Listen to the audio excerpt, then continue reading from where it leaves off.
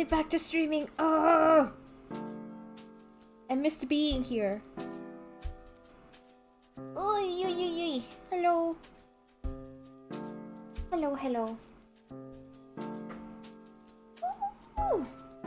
Sorry, I'm stretching and taking a sippy. My leg still hurts a little bit because I had a cramp. I guess in my sleep. Hold on.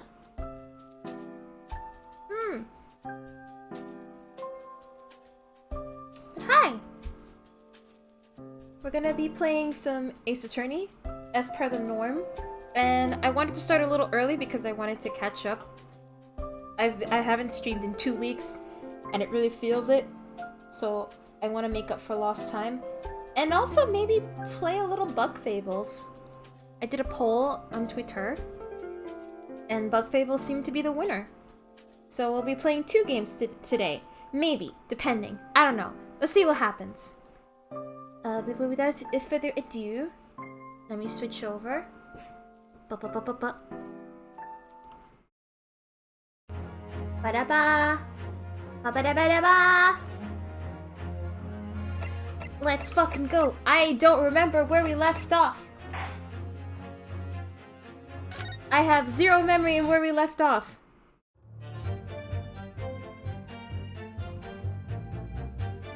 Oh, that's right!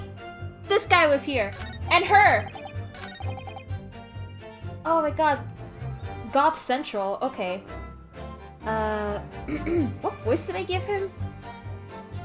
Oh, I completely forgot the voice I gave him. What voice did I give him? I think it was like a slightly robotic voice. Yeah, I think so. The reason actually, this is the testimony. I don't need to do voice acting. The reason I was in Lowgate Cemetery at all 10 years ago was for a spot of moonlighting, shall we say. Hold it! By moonlighting, you mean grave robbing, do you? Surely you need only to look at the graveyard scene and my appearance to gauge the answer to that. Oh!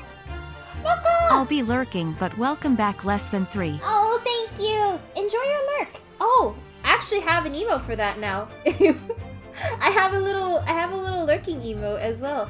I think the follower emote should be working now. I hope so. The lantern and spade. But who on earth would want to buy a dead body? Any major hospital. A hospital? In order to better understand the human body, the study of anatomy is crucial to medical science. But there isn't a hospital in the world that has enough specimens to work with. Though, obviously, they can't openly express an interest in obtaining more by dubious means. I'm glad you like it. As aspiring scientists, we young research students had no money to work with, as I'm sure you can imagine. So we made surreptitious arrangements with the hospital via some of our medical student acquaintances. We would never take anything of value from the graves. This was all for the furtherance of science, you see. Hi, Oz! Welcome, welcome!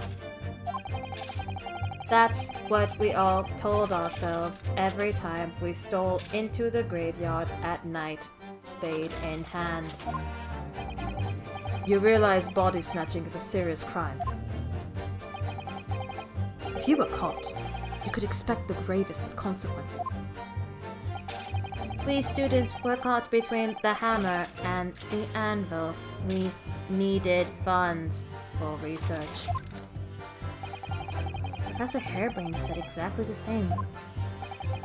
I'm quite speechless at the apparent levity with which you revealed this abhorrent behavior. Well, if you wanted to know why I was there at Lowgate Cemetery, that's the reason. But I never expected it to end the way it did. That I regret to this day. Yes, the illustration in that newspaper article was based on what I witnessed that night. Hold it! The strange happening at Logate Cemetery, which you now deny. Not entirely. I ran to fetch the police at the time, you know. I was shaking like a leaf. But they didn't believe a word of it. In fact, I was very nearly arrested myself. So you went to the papers instead? I started big with the London News. The gravest of consequences, eh, Zeeks? Ah, ba-da-ba!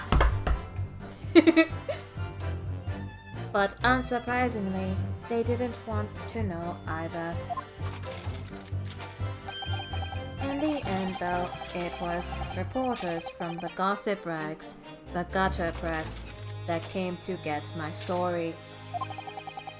And it spread like the plague through the capital as gossip-hungry Londoners lapped up the tale.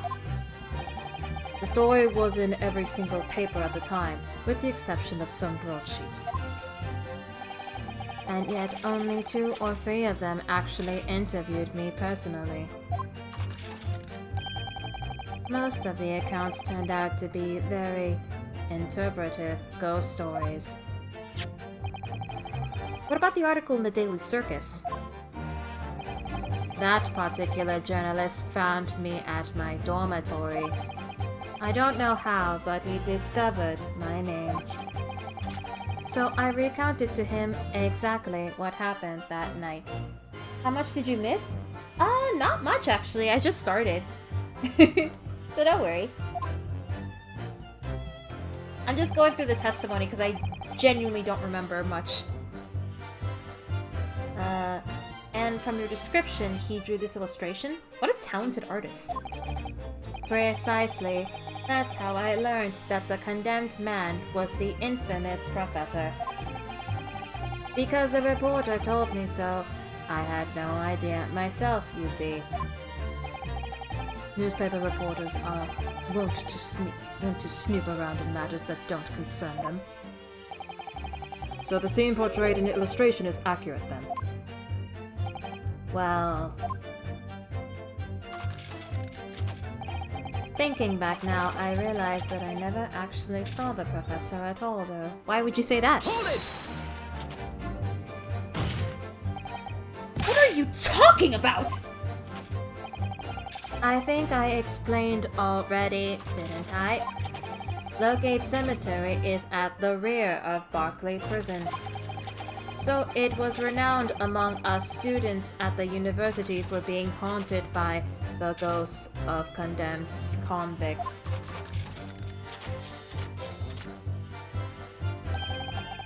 For some absurd reason, I was scared of the graveyard at night.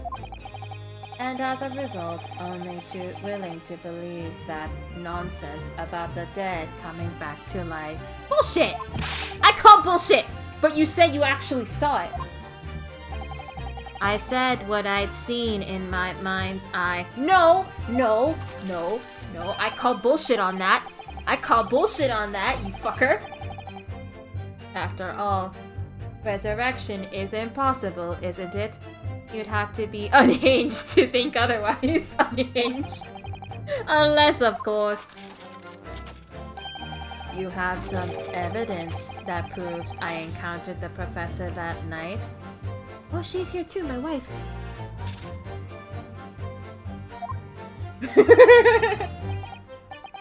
I don't know. Is there any material evidence that could show he really did see the professor? Is there? I don't know, actually.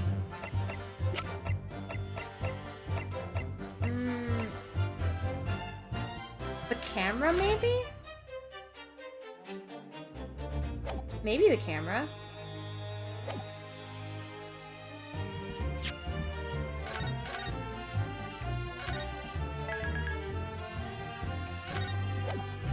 I think maybe the camera, because I remember the camera had a blood stain on it. If we have anything at all, Mr. Naruto.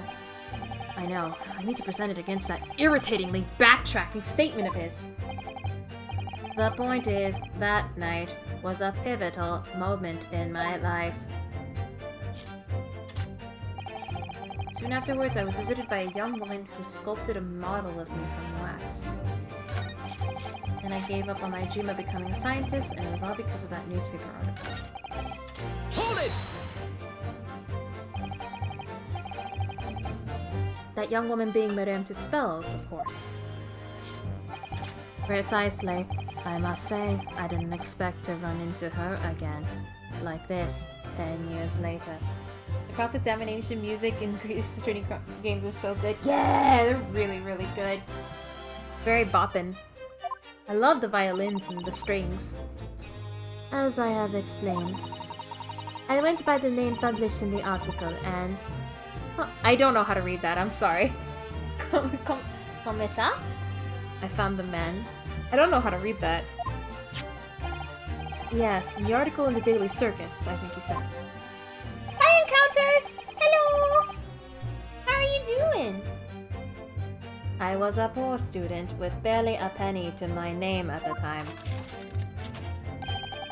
And the young lady put £5 in front of me. So you readily consented to having a waxwork of yourself made and gave permission for it to be put on display. I did.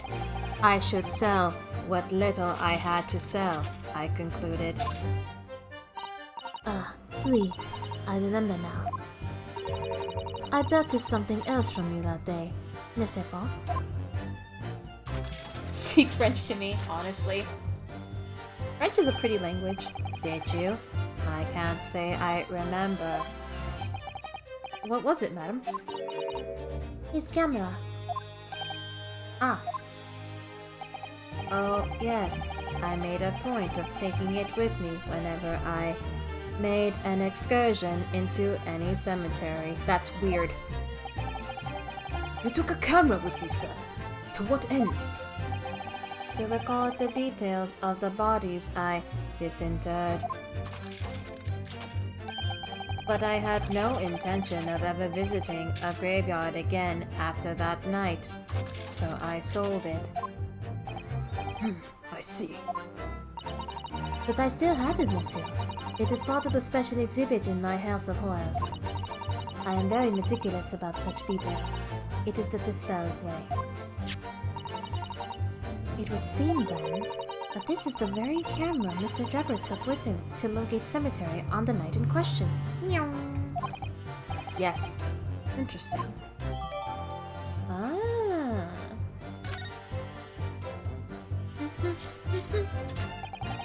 Then I gave up on my dream of becoming a scientist, and it was all because of that newspaper article. Hold it! This article, you mean, published in the Daily Circus. Yes, somebody informed the dean that it was my name that appeared in that article. Actually, I have it. I took it.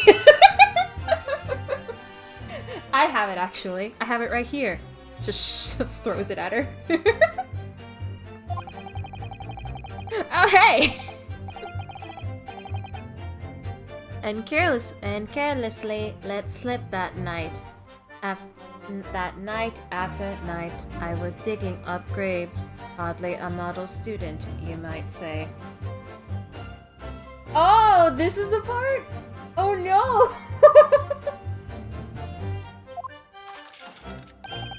The university's reputation was execrably? I think that's how you say it. Execrably defiled, and I was expelled as a result. Indeed, I had no idea. And having been run out of the university, you found employment in a somewhat specialist trade.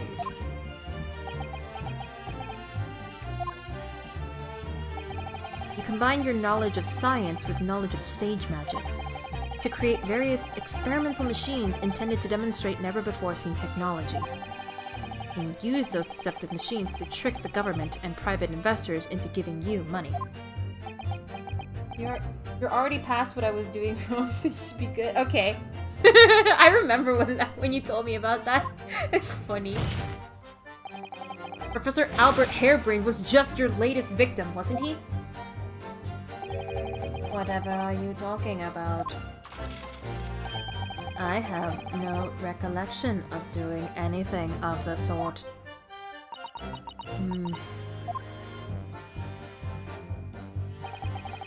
What's Trevor up to? Why would he suddenly change his tune and recant his claim? I wonder if perhaps it's because his circumstances have changed now. What circumstances? Well, if he admits to having seen the professor emerging alive from his grave 10 years ago, it will expose a secret in Dr. Sykes' past that she should desperately want to hide. Yes, of course! If Drebber and Dr. Scythe are working together now, then if Drebber were to betray her, there would be no reason for her to continue to cooperate.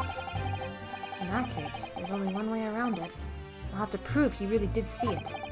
Prove he really did see the professor's corpse coming back from the dead, as he originally claimed.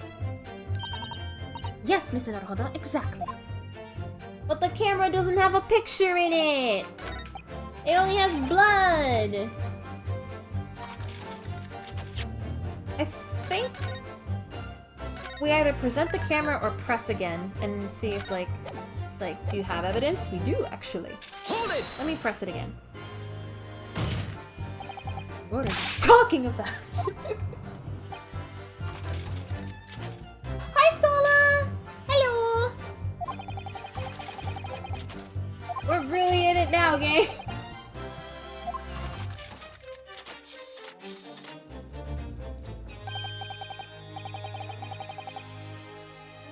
And why does it have blood? Well, yeah, I know why. Because, you know, the professor, the corpse. Hello. Hello. I'm just saying that it would have been such a valuable piece of evidence, like, way more, had he, like, had the picture still been there. You love this man's vibe? This man might be a criminal, Sola! But I do enjoy his vibes. I really like his design. There's a lot of really good designs in this chapter. A lot of really cool looking goths. Oh, actually! Oh, wait, Sola! Were you here were you here to see Spells? I think you would like her. I think you would like this character. I get the feeling you would like this lady.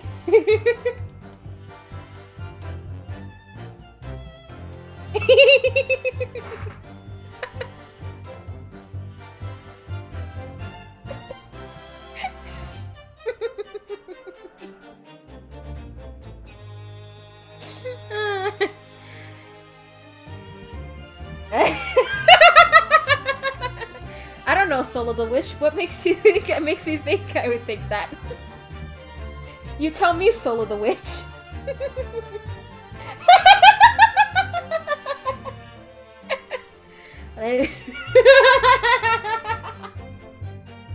Oh, but I love Spells. She's my favorite. She's my wife. I love her. So pretty.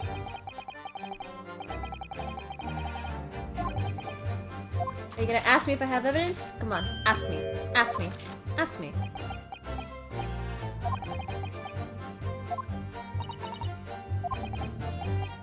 Oh, I guess I just have to present it then. Those are pretty, that is correct. They are pretty. I guess I just have to present it. The description did change. What did it change to? The actual camera that Mr. Drebber had with him in the cemetery 10 years ago, when the lens is extended, dark staining can be seen at the bellows. Maybe? Objection! Nope, I was wrong. I was wrong. Oops. I guess not the camera? Maybe I have to examine it again? I could have sworn the camera would help. The chickens outside are going crazy.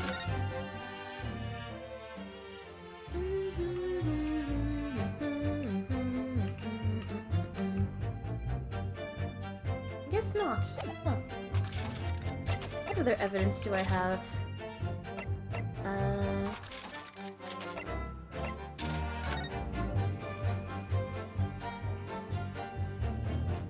Wait, what does it say? There's a little metal plaque here. Fostering brigading talent for the future of scientific discovery. It seems rather ironic, doesn't it? But clearly Mr. Drebber really was a very talented scientist.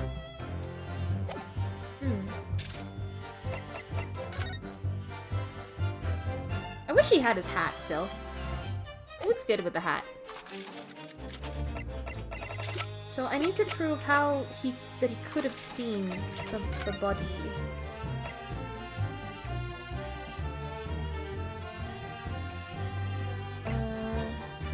Okay, this has nothing to do with that.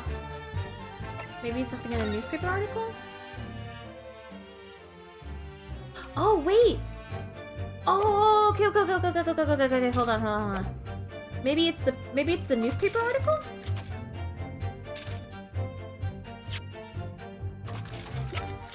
Oh yeah, he's a criminal, but he still looks good. Objection! It was the newspaper article. Okay. He dug up graves? Yeah? Wouldn't you No. Sorry, I'm not even gonna finish that. Sorry, Mr. Driver, but I don't believe that. Don't believe what? A lot of criminals, at least in fiction, have very, very iconic designs, so it's hard not to at least think they look good. Case in point. Your latest claim. You did see the professor on that night 10 years ago.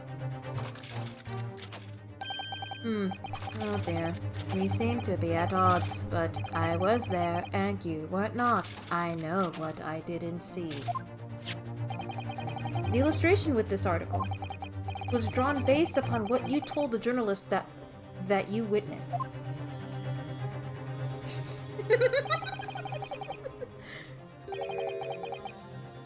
A figure emerging from a tomb, wearing an iron mask. It's really good art, too.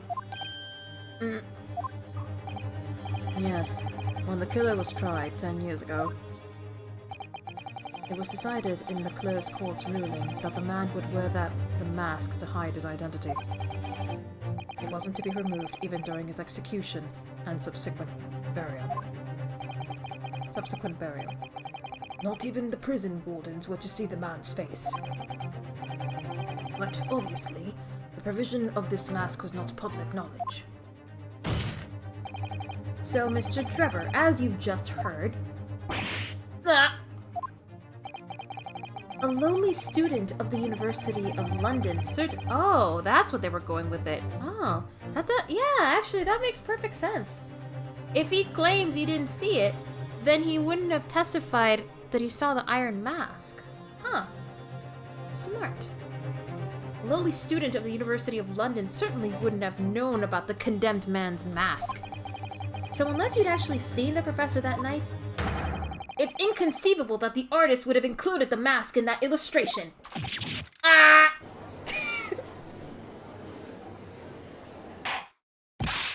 Order! Order! Well, Mr. Drebber.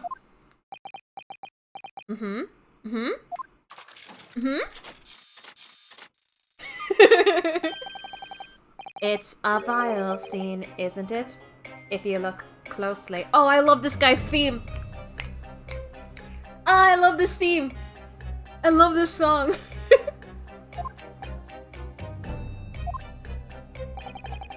And as I've already been at pains to point out, I was utterly petrified. Which is why I had it in my head that I'd seen such a blood-curdling sight. But afterwards, I came to my senses and realized that I'd been mistaken. Your Honor, the witness is a dubious little creature. You're still saying you didn't see it? Is he serious right now? What? If you're stubbornly sticking to that story, witness, then amend your testimony to explain exactly how you think your eyes deceived you. The witness is demonic in nature. Ugh, very icky, no good. Of course, only happy to oblige. I can't believe he's still not going to concede the point! Just stays completely still. Alright, what is he gonna say? What I in fact witnessed was a fellow grave robber at work? What?! Hold it! A fellow grave robber? What are you talking about? Well, I wasn't the only one busy in the cemetery that night, you know. Other body snatchers were at work. Of course, when I saw one emerging from the hole he dug, my heart very nearly stopped. So that's the terrifying sight I actually saw, you see. Speaking of Kirby, on a scale of 1 to 10, how excited are you? 10 million. Holy shit, I cannot wait for Forgotten Lands. It looks so good! Oh, I can't wait! I want to play it! So many good games are coming out, like, so soon. Like, we got Pokemon Legends coming out, I think, in, like, less than 2 weeks. And then there's Kirby in, like, 2 months. All we're missing now is Breath of the Wild 2 and Splatoon 3, and we're gonna be set. We're gonna be set! Oh, so many games! So many games! You're claiming it was just another student on equally insalubrious business as yourself. Many of the medical students would wear metal masks to protect them from bacteria during dissections. Why didn't you then? Why didn't you then? Clearly, the fellow was using such a mask to protect his anonymity, wouldn't you say? Objection! So excited for Nintendo games, but you're still daydreaming on a daily basis about Elden Ring. Yeah, that's another game that's gonna come out soon, isn't it? I remember seeing the footage of it, like the trailers and the sneak peeks. It looks beautiful. I don't know if I'll be able to play it myself, but I can at least appreciate it from a distance. It definitely looks gorgeous. But there's more to the story, isn't there? The article goes on to say, February 25th. Really? That's sooner than I expected. Holy shit! I don't know why I was expecting, like, I don't know, May or like summer. That's sooner than I thought. Wowie.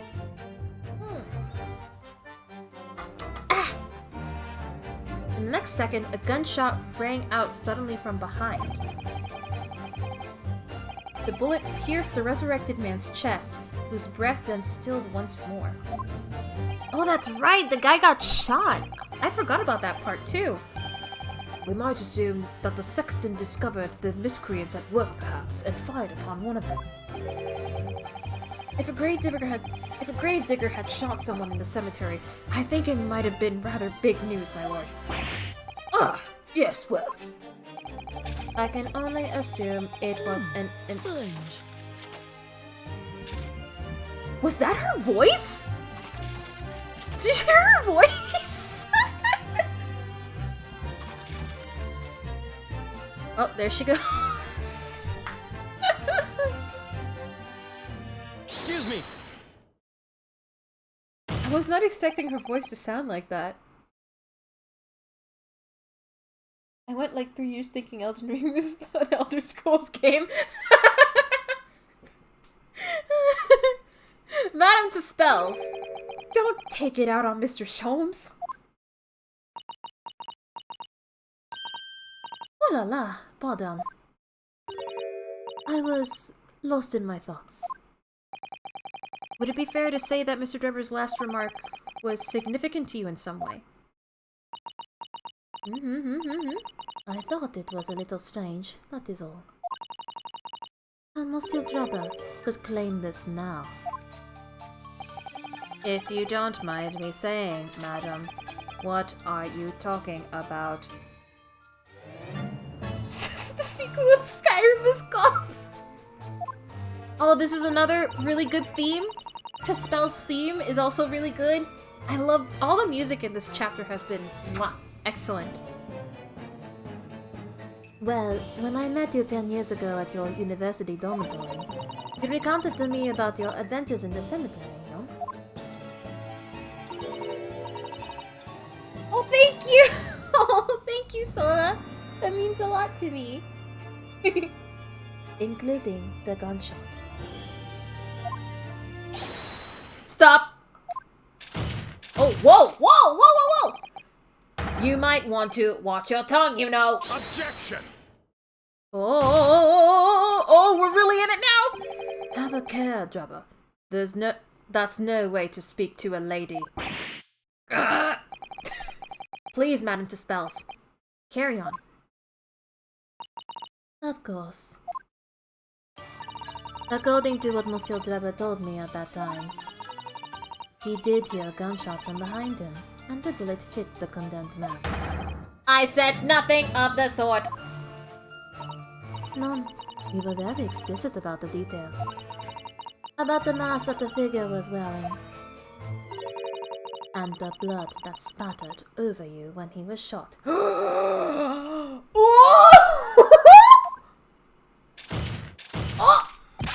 Enough! Shut up, woman! You're making...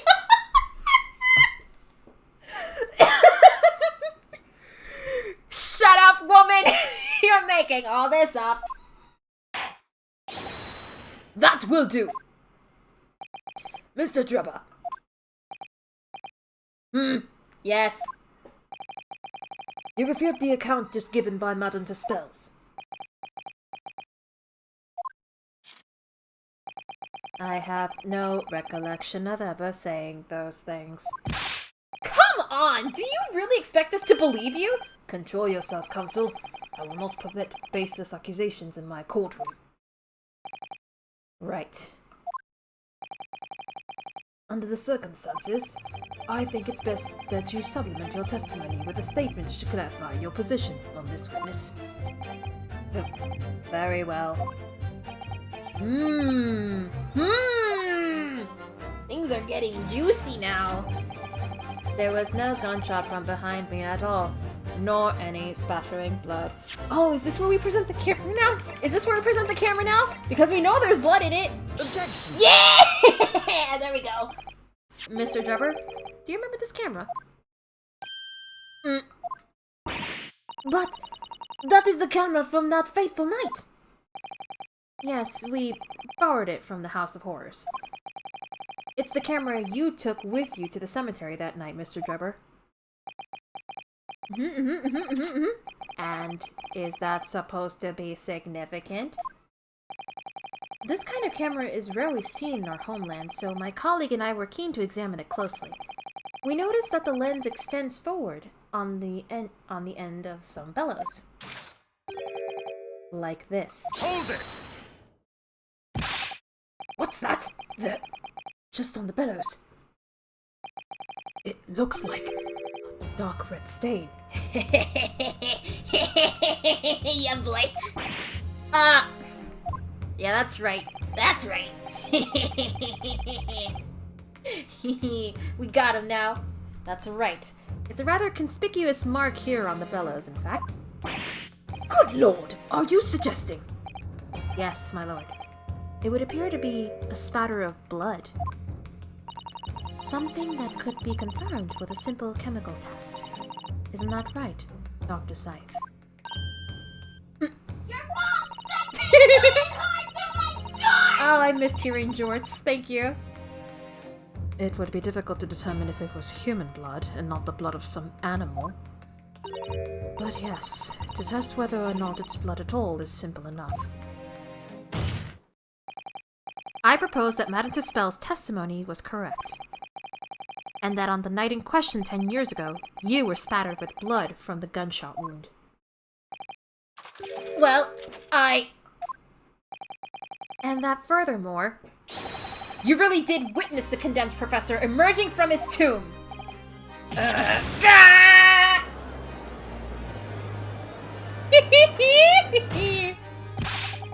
There's simply no way you could have forgotten such a traumatic experience. in other words, the only explanation... Oh! Car. Car! Hi, Bo! Hello! Welcome! We're really in the thick of it now, aren't we, chat? Is that you're trying to hide the fact that you saw the professor that night? Objection! But why? Why would he want to do that? Well, not for his own gain, it would seem. Well, whose then? Who could benefit? Mr. Drebber is obviously lying in order to protect somebody. My goodness, he's shielding someone?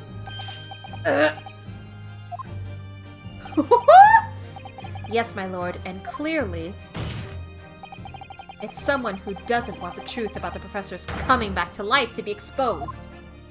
Oh boy. Well, Council, who is it then? I have a hunch! I have a hunch on who it could be! I have a hunch on who it could be!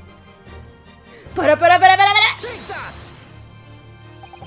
The obvious answer is Dr. Scythe! Scythe? Whatever do you mean? What the fuck is going on? A lot is going on. It's her! Imagine if the convict who had been sentenced to death was not in fact killed. Imagine if that was to come to light. What are you insinuating? It's the little German boy! Oh my god, can you imagine? Okay, it's starting all to come back to me. To clarify, Bull, we're basically like cross-examining 3 people right now. We're my wife and these 2 goths, and we were trying to prove that he was actually there that night, and what he saw is what he saw, because he was claiming that he didn't actually see a body coming out of the grave, and we just proved him wrong. And we're now saying that he was saying that he didn't see it to protect someone, and now we're claiming it's her. Oh, but why? Oh my god. Oh! No, little German boy, don't go into the weed cave! Oh my god, this cave is full of blood smoking! Oh, okay. Alright. Give me a second. Ah. And imagine if the convict in question was the country's most hated mass murderer. If it was the professor. That would be an unprecedented scandal! What if Tispels is the killer? She would be my favorite killer then, because she's hot. And kind of awesome, because I don't really suspect her to be guilty of anything. She's so cool. But if she actually was the killer, that would be very impressive. Because she would have me fooled.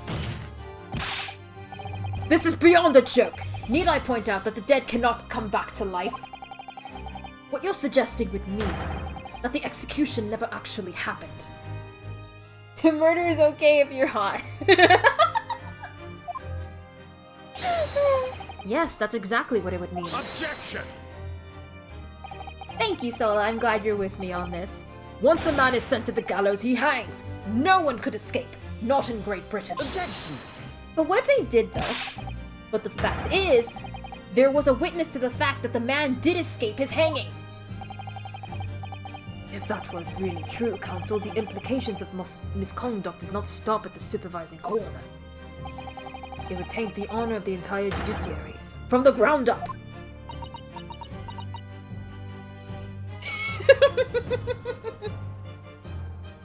Or a witch, yeah. And it's exactly because of those monumental repercussions that Dr. Scythe would consent to any demand made of her by someone who threatened to expose the secret, even if that meant being complicit in a crime. You mean... Scythe is seething. Yeah, she is. Cope, seethe, malt. Sieving, if you will. I mean that Dr. Scythe wasn't collaborating in Mr. Jebber's wicked scheme. She was coerced into collaborating, in order to protect her decade-old secret. She switched the dead body of Mr. Asmund with the waxwork model and fabricated the autopsy report.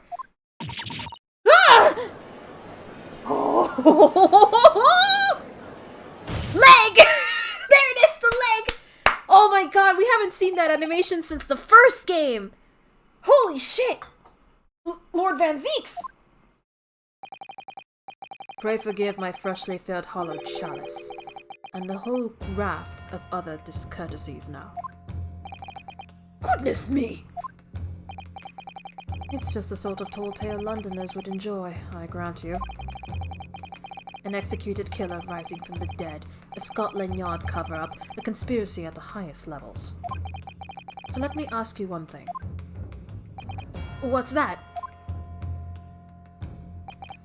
If the condemned man really did emerge from his tomb that night, only to be shot in the chest, who pulled the trigger? Oh. And disposed of him forever? You. No. You know that cord is on for real when the leg comes out. True, true. We only if I remember, the last time he actually did that was in the first case of the first game. Well, not the first case, the McGilded case. I've asked this before several times, in fact. But who let this man get sauced in court? I don't know! They just let him do whatever he wants! He now has several glass shards in his hand. You know what's worse? It's when he throws the fucking bottle into the audience. He does that so much, and it makes me angry. Well, I have no idea at the moment. We have too little information to work that out at present, I think. No one throws their leggy up on the desk like that sober. Yes, he has an animation where he literally, like, delicately picks up the wine bottle and just flicks it behind him. It's so funny. He also throws the chalice off into the candles that are next to him so they shatter. He causes so much damage. It's ridiculous. I couldn't agree more.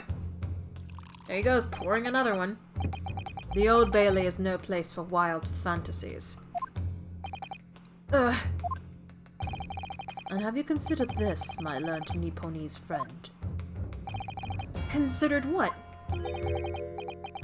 Do you realize just what a dangerous endeavor it would be to coerce this woman into such criminal activity? What even is he, a defendant?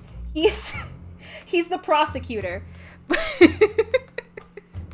He's the prosecutor. He's the one we have to go up against every time. And I think he may be a vampire.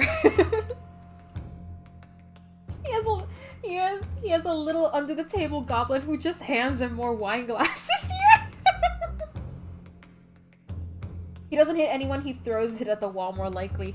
But it's still such a mess. His side of the court must be disgusting and filthy. Yeah, the prosecutor is the one that tries to get the defendant guilty. We are the defense attorney. We are trying to get a not guilty. Because our client is innocent. Usually. Mostly. Like, 80% of the time. I've only counted 2 times where our client is guilty. And it was in the first game and the second game of the original trilogy. Yeah, it's Renosuke versus Zeeks. We are not friends. We are not working together. Well, at the start, it's usually like we are against each other, but then when more truth comes to light, usually Zeeks is like, alright, I just want the truth. I don't want to send an innocent person to jail. Which is the client in question? I can show you right now. Our client in question is Albert Harebrain. He is a scientist who invented a machine to demonstrate super high voltage instantaneous kinesis. He's a defendant of this case and a friend of Lord Van Zeeks, apparently. Hey, hello. Hello, Feliz Goodman. Another Puerto Rican. Hey, welcome. ¿Cómo está? Yeah, Albert Harebrain. The reason why he's being, like, set to trial is because he made a machine. He invented a machine that supposedly would be like a transporter. Think of the transporter thing from Pokemon where Bill entered one end and he was supposed to be pop up on the other end, but it didn't work. The person he ended up transporting ended up dying. And the whole case has been like to determine whether he planned for that to happen or if it was a complete accident. And now we're like, a lot of things have happened since then, and we're now thinking he might be completely innocent in that regard as well, because the machine didn't even work, so he was tricked all along. Also, he and Van Zeeks are friends. Like, they went to school together. Like, they were childhood friends, apparently. So that's another interesting thing to note. So imagine how this guy must feel having his childhood friend try to get him convicted guilty of murder. It's not great. It's not great. Yo no sé español. Hey, that was still pretty good Spanish right there, though. We gather day by day. Uno de estos días. Uno de estos días. Voy a tener el chat entero en español. Hey, nice. All right. Among Us.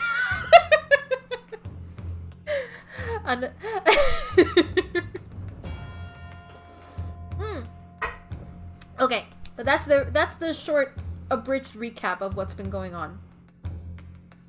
Do you realize what a dangerous endeavor it would be to coerce this woman into such criminal activity? Oh! Oh, thank you for following! Thank you for following, Phileas Goodman! Hello, welcome. I hope you enjoy your stay here.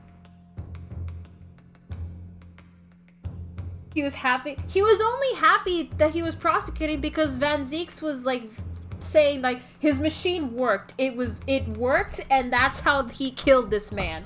Not he didn't want to be guilty of killing a man. He was just happy that Van Zieks was saying his machine worked. But now we know his machine didn't work. He was tricked. He was bamboozled. His machine is a fraud, and the poor man is in jail for it. And we gotta save him. It's tantamount to declaring war on the entire British police force and judiciary. Quite hard to imagine any sum of money being offered for research could warrant it. Also, this game has a jury system, which the original trilogy did not have. So we have these characters as well to determine whether our defendant is guilty or not guilty. And sometimes we have to, like, talk to them as well to convince them not to vote guilty. To rely on some stage deception when so much is at stake would be madness. Well, I suppose. And this was no petty crime either. The victim was murdered. Is he gonna break it again? A man who'd already invested money in the venture and would be instrumental in future profits too. Yes, I had no reason to kill Mr. Asman at all. I can think of a reason. Are you forgetting that his death results in me receiving not a single penny? Your Honor, sus! The court is already aware of the contract between myself and the victim, no? Yeah, he's referring to the fact... Okay, so to clarify, Albert's machine, he didn't really build it himself. Drebber did. He was contracted by the sponsor? The investor, sorry. The investor to build the machine.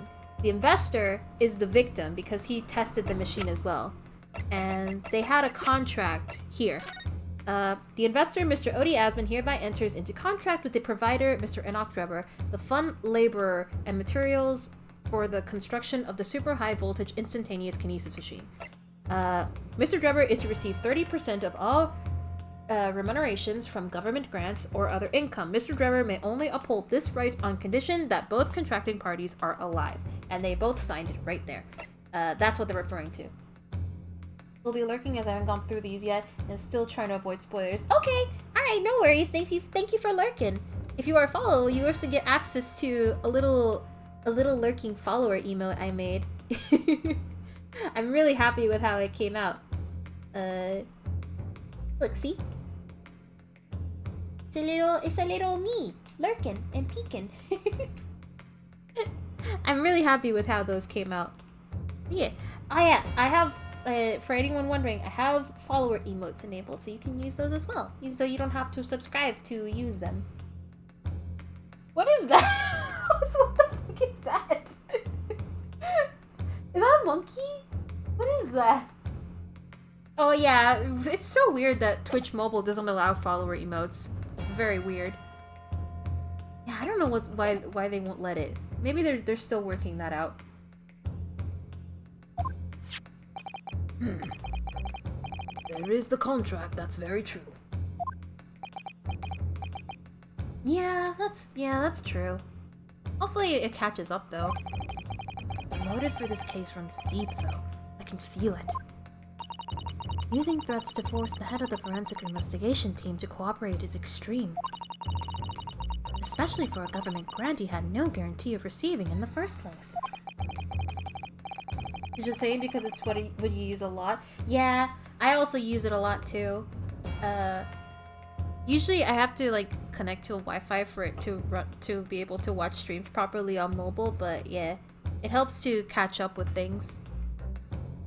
Because sometimes I want to just lay in my bed and watch from my phone. If the research grant was the aim, taking Mr. Asman's life would have made no sense anyway. Which means Mr. Drebber's motive wasn't money at all. like he was just trying to kill Mr. Asman. Oh. But why? What was his motive then? I can think of a motive! I can think of a motive! Your time is up, my learned friend. I tend to have Twitch on as you work so you can hear someone else suffer while you suffer. Makes the day go by faster. Yeah. It's fun to hear people play. That's why I like Twitch, honestly. It's fun to just see people play a game that you like and just see their reactions. I guess that's the point of Twitch. But yeah, I like it too. I'd say you have at least one chance before the jury loses their patience with this charade. Mutual suffering is the second best type of suffering. Yeah!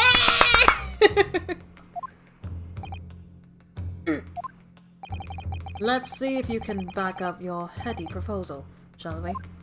Eddie? There he goes! I love that the apprentice dodges out of the way. It's so funny. How do you explain why this engineer would throw all caution to the wind and threaten his own country? So funny. At this point, I'm not prepared to listen to any more of this outlandish conjecture without proof. So, counsel, present your evidence. Alright.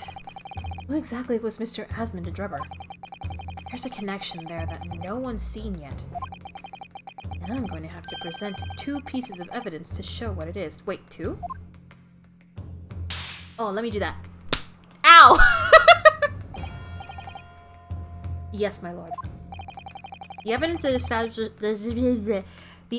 establishes a motive and explains why the witness wanted the victim dead is right here. The newspaper article? Where's your proof? Where's your proof? I'm gonna assume the newspaper article.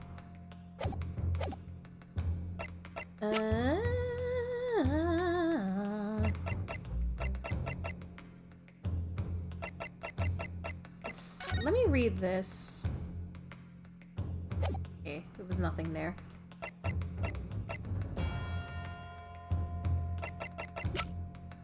I'm gonna assume the newspaper article. It's the only thing I can think of. Take that! It's this newspaper article, my lord. That was written 10 years ago. And every detail has been examined already. What can it possibly tell us? That dribble should never have been written! It's typical gutter press nonsense that means nothing! Yes, on its own, it isn't particularly significant. However, when considered alongside another piece of evidence, it will completely explain your motive for wanting Mr. Asmund dead. What other evidence? Counsel, you will present your supplementary evidence without delay. The evidence, which, when cross-referenced with the newspaper article, establishes a motive for the deed.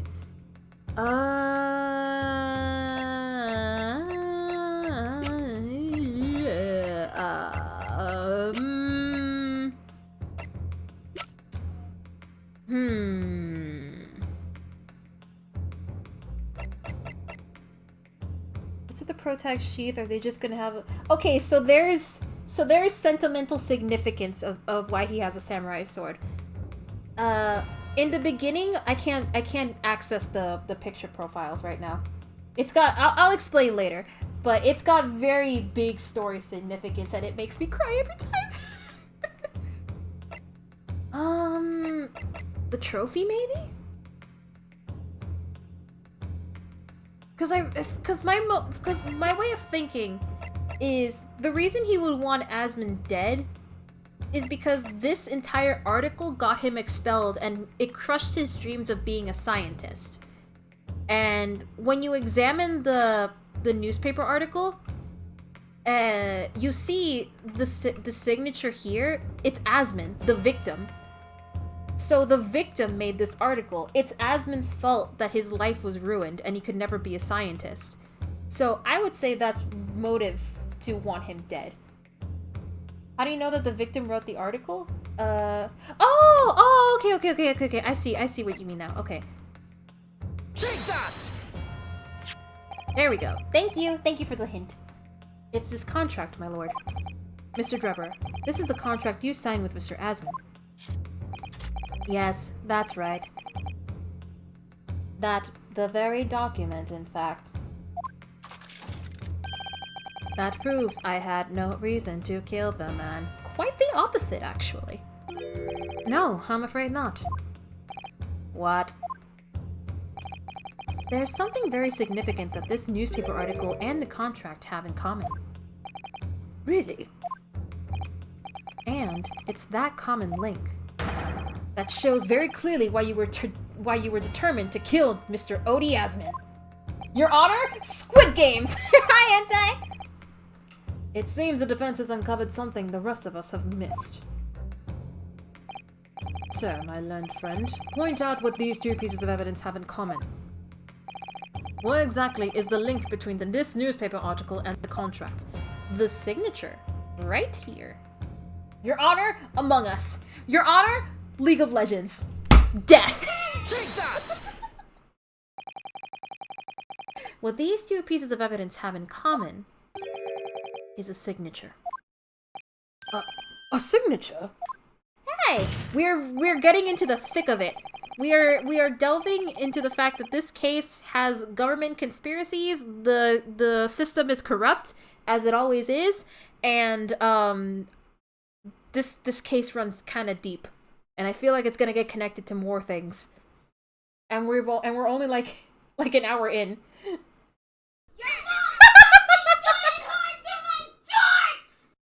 Your Honor!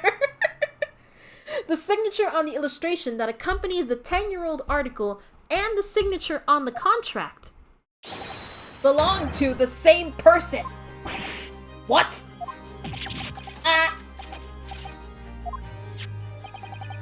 As the court has heard, this illustration was drawn 10 years ago by the newspaper reporter who found Mr. Drebber and interviewed him about his ordeal.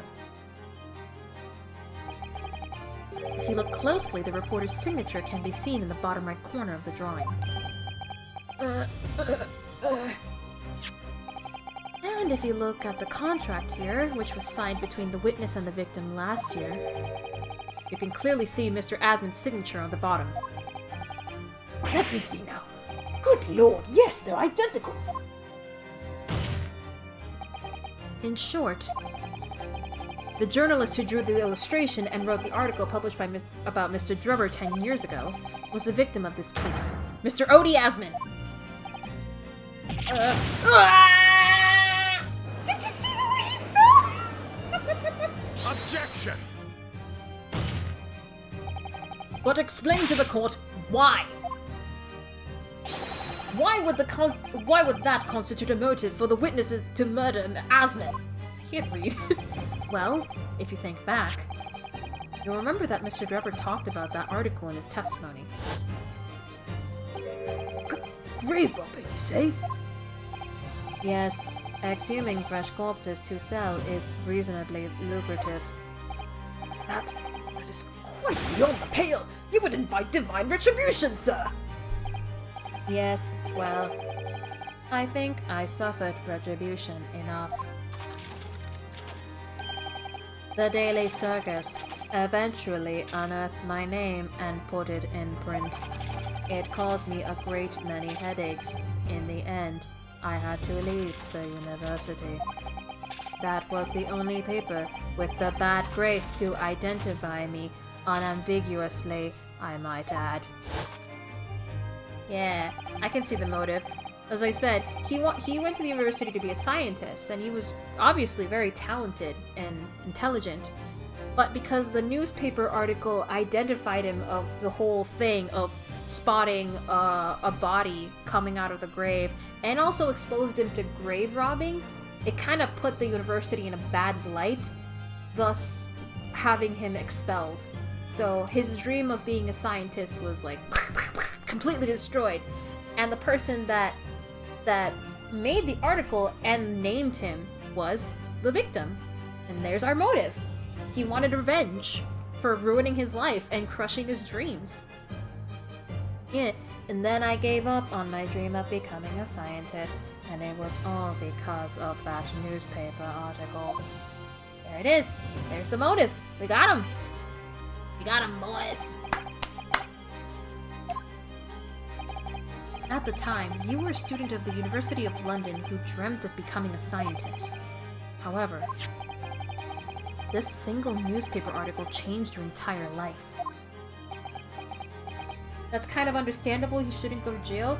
He killed a man and like he killed a man who, you know, who's also a criminal, but he was about to send another man to jail for it.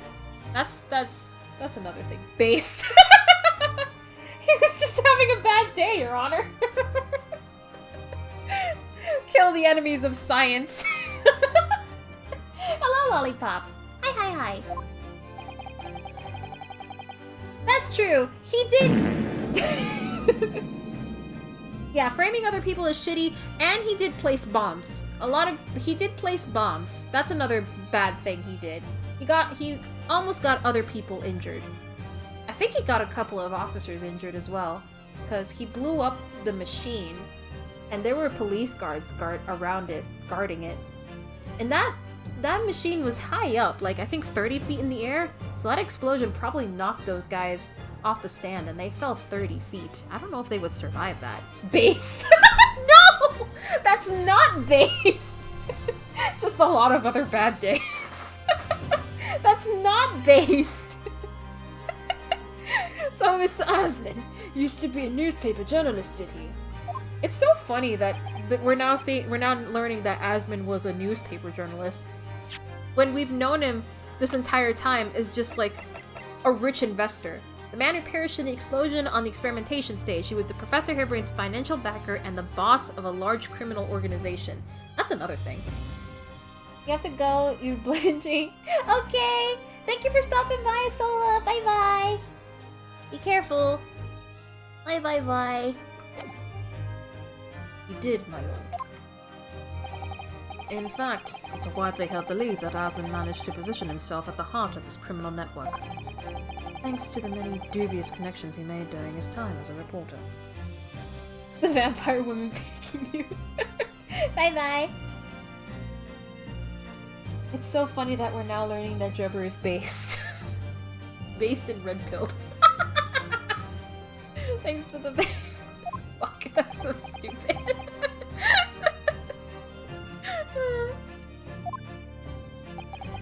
So you had to give up on your dream and leave university. You lost everything. Eventually, you found yourself working in the field of science, but only in the shadows. And all because of that article, written by Mr. Asmund. Enough!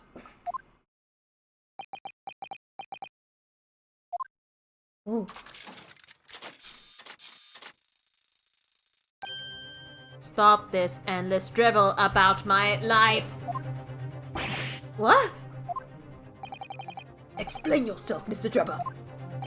Yes, it's true. I had to leave the university as a result of that article. Based? Based on what? But it was just the straw that broke the camel's back. What?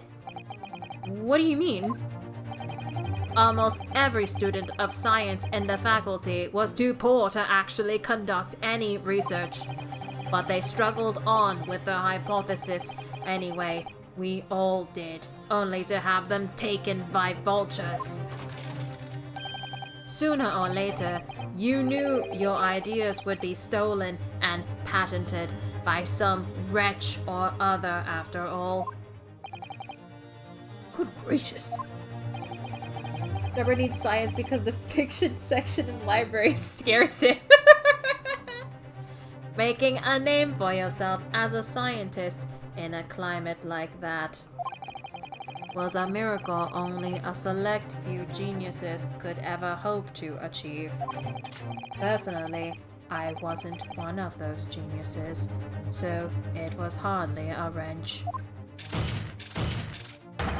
Being forced out of the university because of Lowgate was the best thing that could have happened to me. Objection!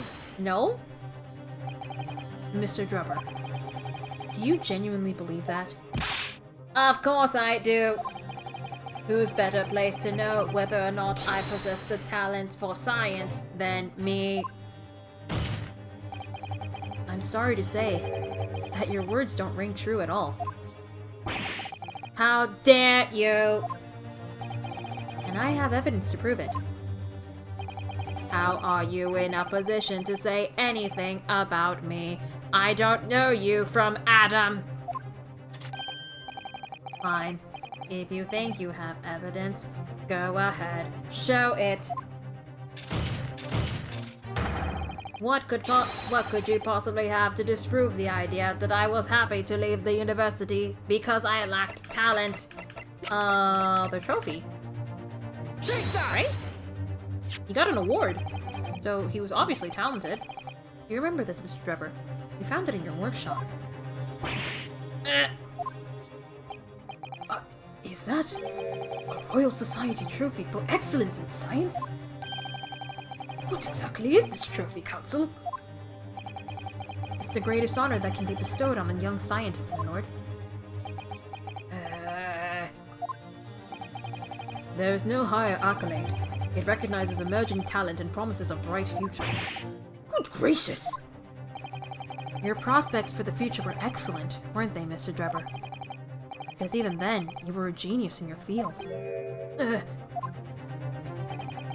But you lost everything. You had no more future. Your talents would go to waste. All as a result of this one newspaper article. I kind of feel bad for him now.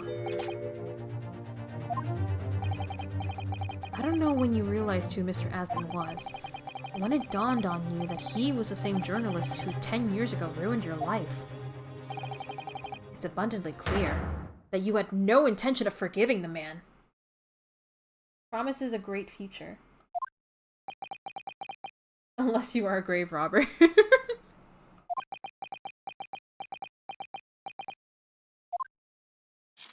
Oh. The truth is... Finally, he's going to fold. And before he doesn't... Oh, oh! Oh! What? Eh? What? Eh? Eh? Eh? What? Eh? Huh? Huh? Whomst? Oh! Her! Fine. Clearly this has run its course now. What? I admit it.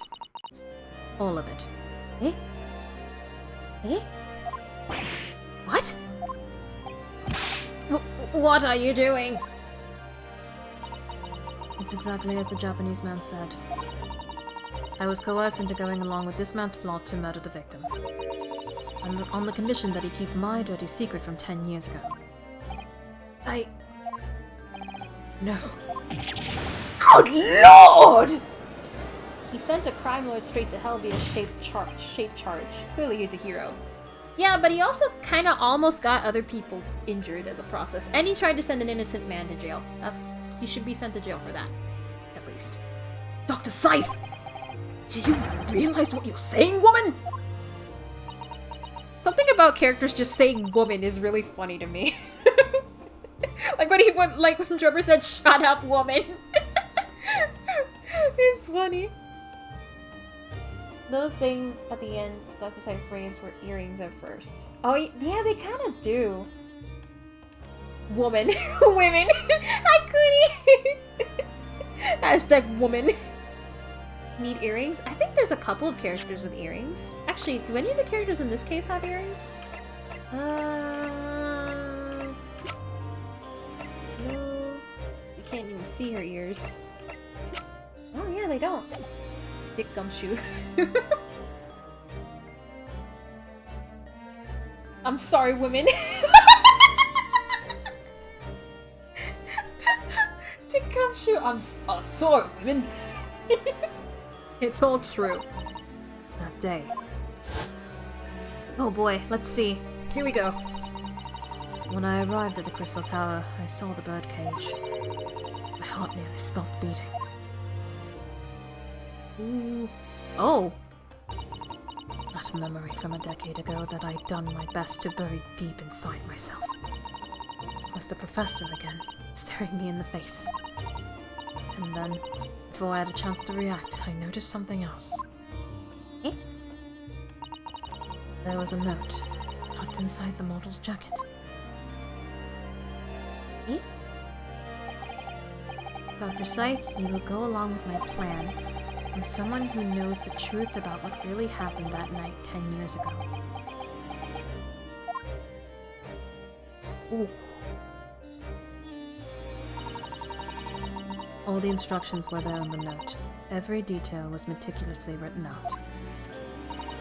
I had no choice but to do what it said. I made the necessary alterations to the scene and fabricated the autopsy report as instructed. There was really no other choice. It had to be done to protect the judiciary. I can only apologize now. And that's the truth? But what about what Drebber was gonna say? What was he gonna say? He was about to say something. Look at him. Why on earth would you buckle now? Well, there's no point trying to hide it anymore, is there? I would have done anything to stop it coming out, even collaborate in a murder. But the great lie about that execution 10 years ago has been exposed. Whatever happens, I'm finished. Nobody interrupts Mr. Dr. Enoch Drebber! So then, Mr. Drebber, what do you say to that? Your accomplice has admitted to everything.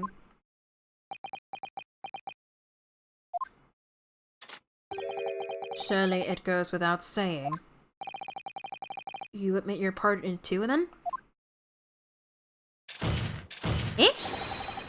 What? What? Huh? Eh? What do you mean you admit to nothing?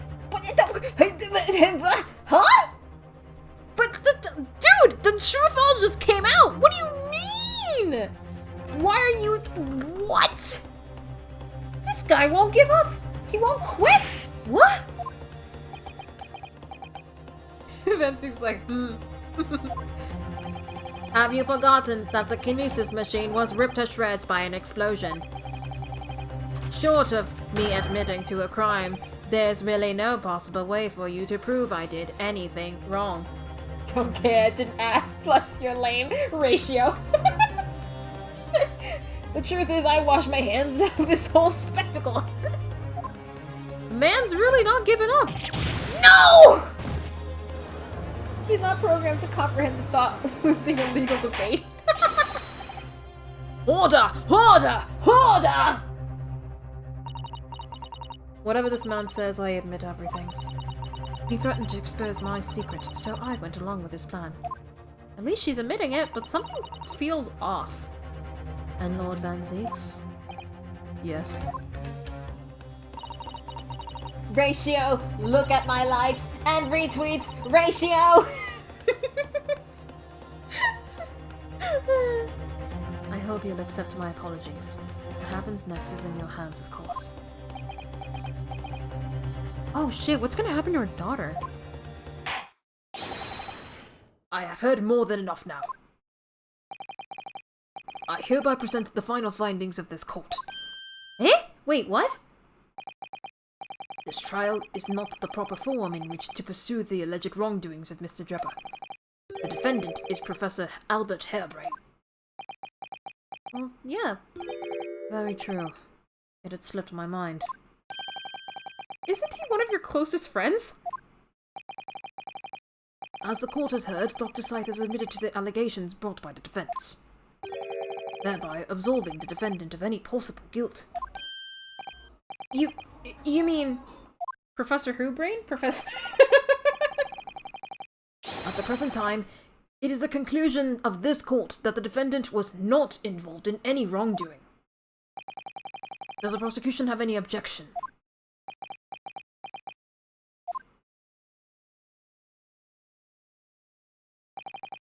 None, my lord.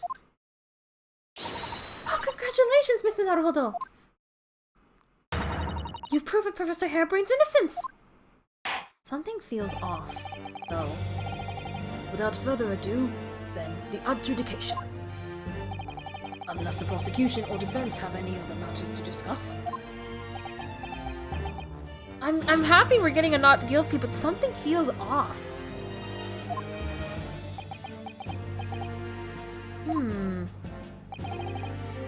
It's fine, and crime is over. We did it, Reddit. Yeah, Ryunosuke's like me. It's like something doesn't feel right.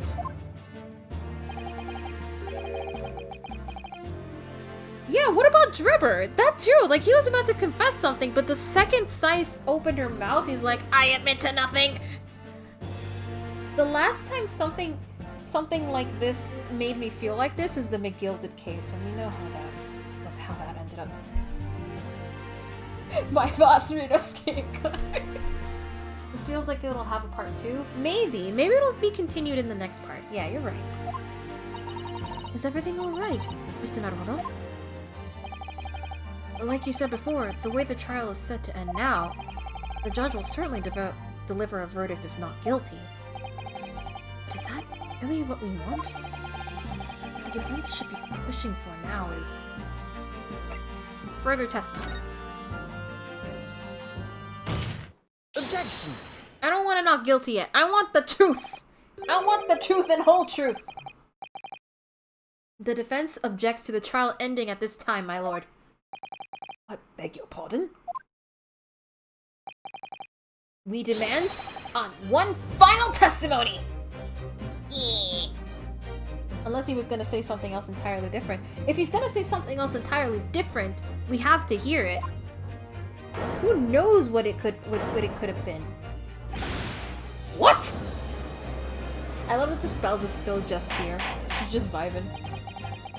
You do realize I'm about to adjudicate in favor of your client, I presume?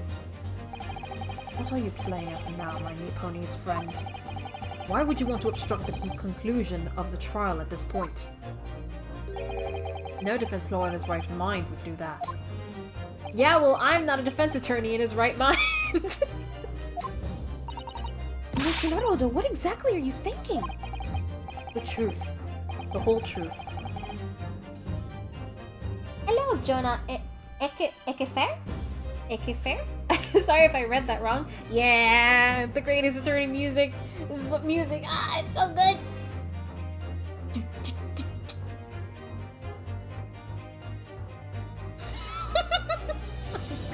Oh, God. Right. It's okay. Yes, in hindsight.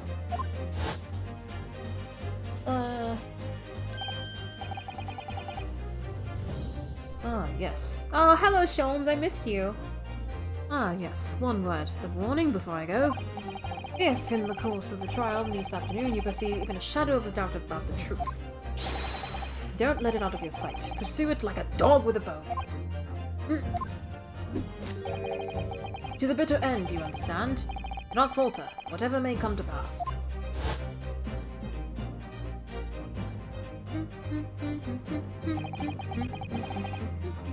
Joker. The all costumes in this game are the main three taking fish and tips from each other. Yeah, that's what it seems like. It gave me the impression, like, at least Ryunosuke and Susato's costumes were designed by Iris, and then Susato got to make an outfit for Sholmes. It's very cute. I must have deduced that this would happen. Are you really gonna put that much faith into Mr. Sholmes' deductions? The man thought that we were dealing with an anti-gravity machine at one point. Yes, I'm here in court to advocate for my client and to secure an acquittal. Obviously. But that's not all. I believe that I have a duty to the court to pursue the whole truth of the case until every last detail is laid bare. And that is why the defense calls for further testimony from Dr. Scythe. Testimony from me? About what? About the nature of your collaboration with Mr. Enoch Drebber. In that case, it's escaped your attention. I've already admitted to everything I did. The whole truth has already been revealed. So stop wasting everyone's time. As his lordship made very plain, your client will get the acquittal you wanted for him. There's simply no point protracting this business further with another tedious cross-examination. Objection! No, you. There he goes! There he goes! Pray forgive my careless handling of that hollowed bottle. I slipped. Oops, I slipped the entire bottle out of my hands. That's what you call it? What is your objection, Lord Van Zeeks? The prosecution. This bitch empty. Yeet! I mean, it was. He did say it was hallowed, so it was empty. So instead of wine, there's just glass everywhere. Also calls for supplementary testimony from this witness. We know that's top shelf shit. Yeah, it is. It is. And he just throws it away. Don't be stupid. Don't be stupid. Ooh. That was a new animation. If there is more to this case than has yet to come to light, then I will join my learned friend in pursuing the facts until the bitter end. You what? You what? Lord Van Zeeks. Man is tossing probably like $200 wine bottles around like toy trucks. Zeeks is helping us. Yeah, he is. Now, if only he wasn't racist. This is most irregular to say the least. However, as the prosecution also calls for it, I will uphold the request. Dr. Saif, you will testify to the court, explaining the full extent of your involvement in the murder apparently committed by Mr. Droba. Very well. Ryunosuke and Zeeks be like, fuck the court system, this tea is delicious, pour some more best tea! Screw the wine, I want some of this tea! I'm still in awe that Spells is still here. She's just standing there listening to these two talk. It's like, what the fuck am I here for? It all began at the scene when I saw the waxwork and the note tucked inside its jacket. The actual body of the victim, as indicated in the note's instructions, was beneath the experimentation stage. She's chat. She's chat. What the fuck is happening? She really is chat. The body had to be arranged in certain ways to implicate the defendant, which was my job. I enlisted the help of the entire forensics investigation team to dress the scene appropriately. The whole team was in on it too? Holy fuck! The truth about the execution 10 years ago is a state secret at the highest level. I had to protect it. It's a state secret too? What? So I was right. The stage and the machine were all especially designed for the deception. So it seems, and all meticulously prepared. You did well to see through it. You know, this feels like something that shouldn't be, like, said in a public court. You're a very shrewd boy.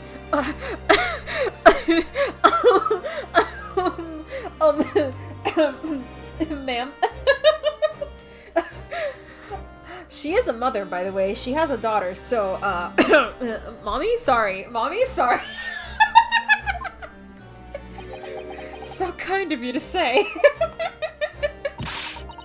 What about this autopsy report, then? Fucker.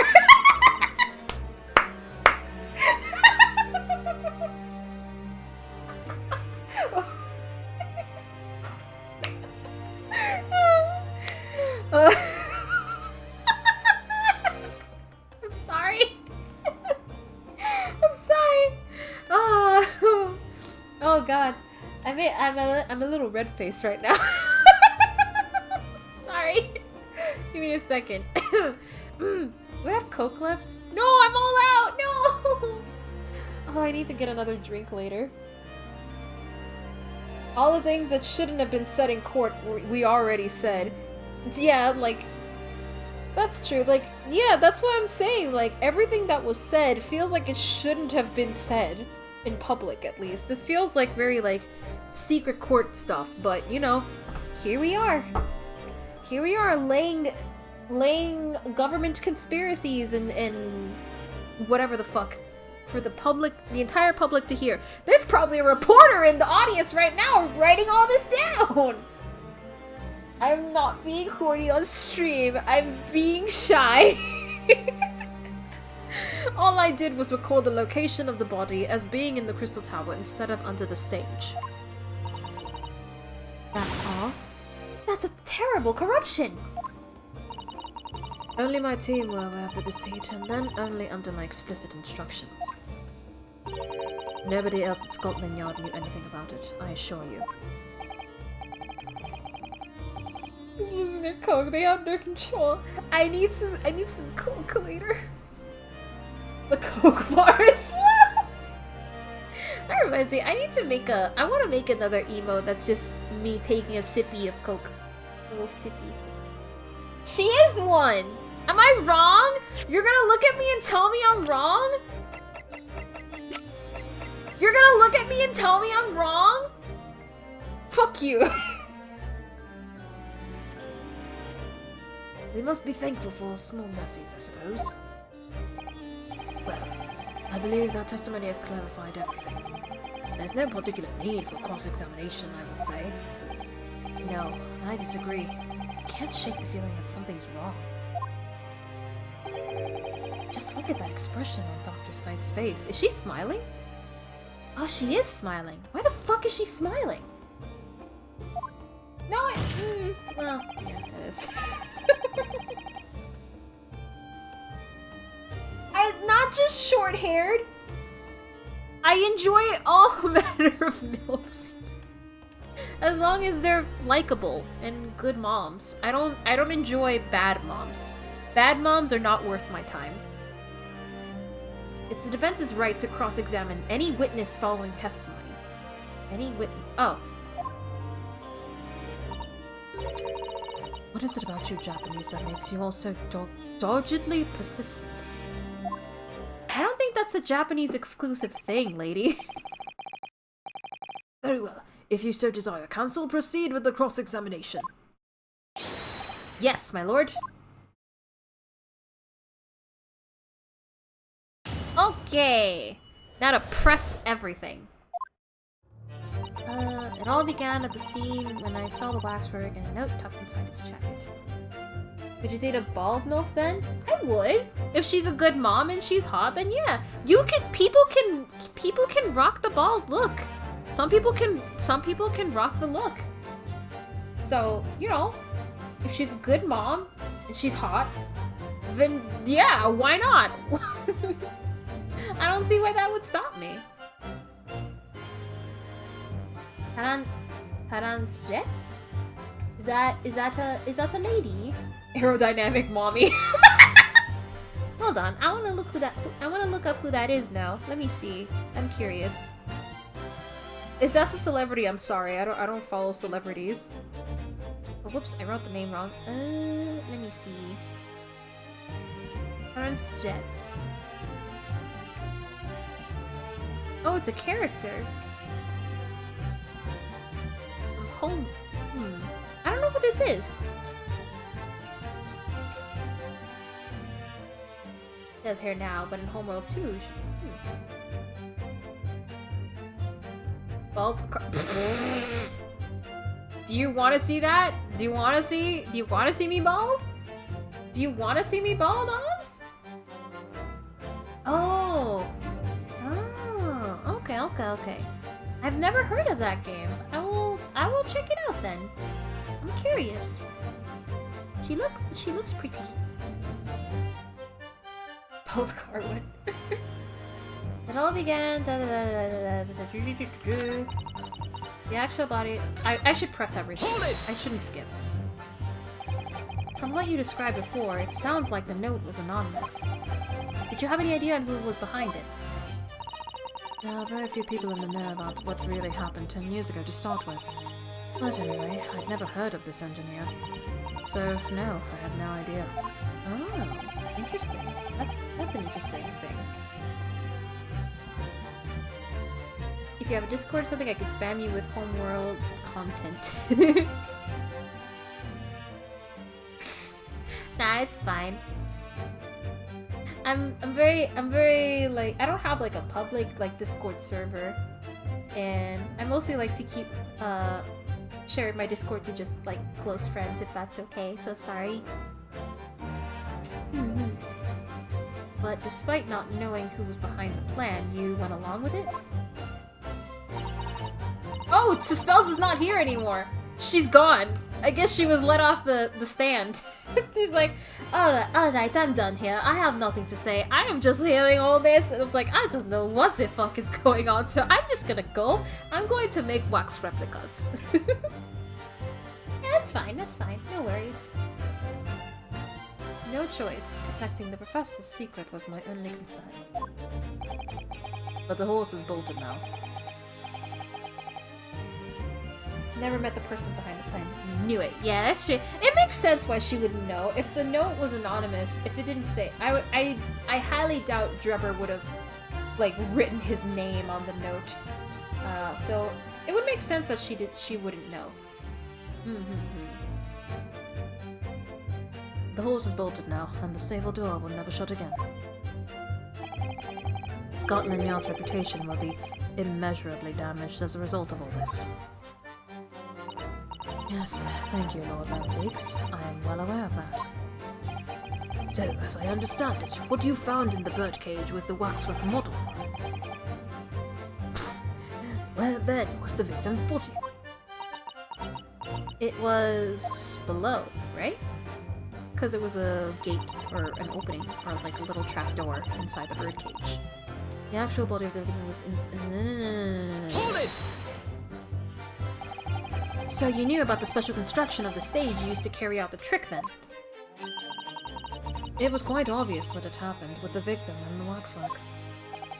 And you switched the two over, didn't you? In other words, you recorded the victim's body as having been discovered in the Crystal Tower, and the waxwork. I wrapped it and sent it by carriage to the specified address at the specified time. And why were you given such directions? Presumably so it would be recovered by Drebber, and returned to Madame Dispels. I see. And then you put the birdcage back on the experimentation stage? Yes, although someone obviously made a mistake about which cage should go where. I thought I'd made it perfectly clear to the team, but still. I suppose you were focused on the victim's body, that being a more important detail.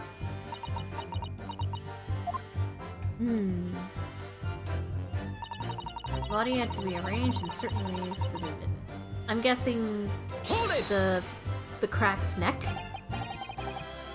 When you say arranged, I presume you... Oh, I guess not. I presume you mean this. Oh, the glasses fit perfectly on your thinking emote! That's adorable! Ah, it fits perfectly! Oh, that's cute.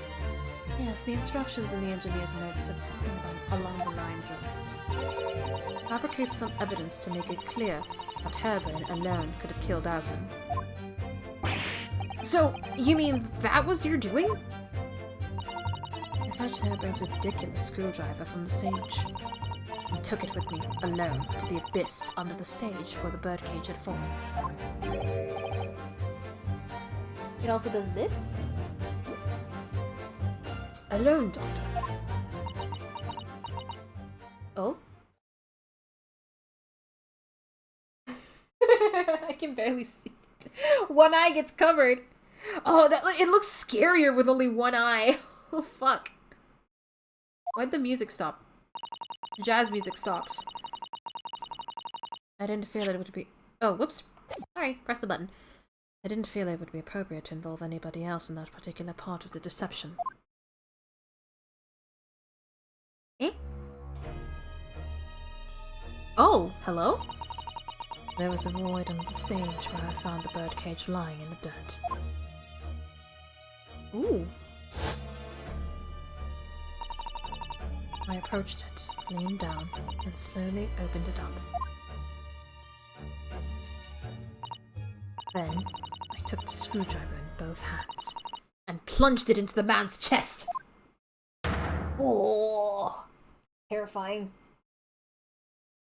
That's scary. And then you noted that in your fake autopsy report. As a fictitious cause of death. Exactly. So, the actual cause of death was. Probably the broken neck.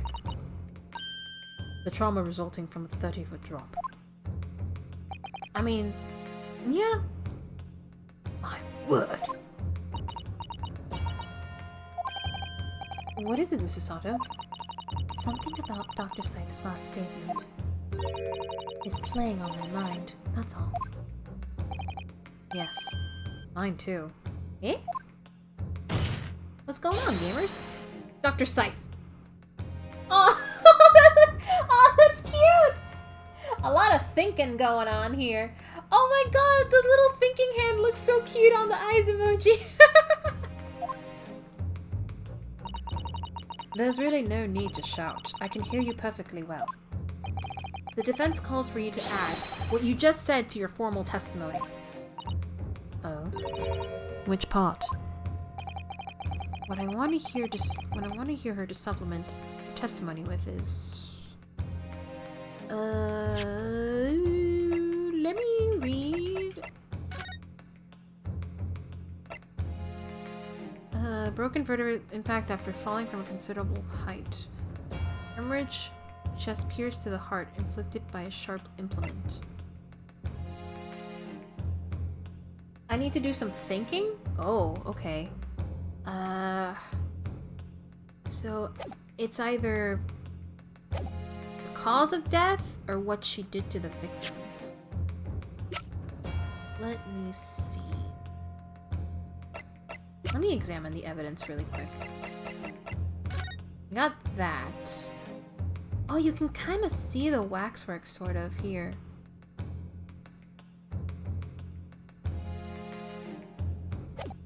And then there's the bird cage, which felt like this. Okay.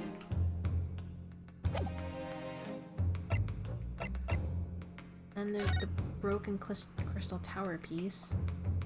Not really having anything to do with that. The head. Oh, I never examined the head, did I? Or did I? Yeah, I did. Okay, never mind.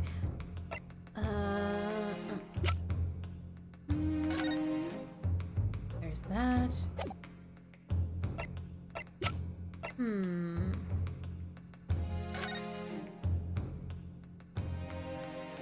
Nothing here.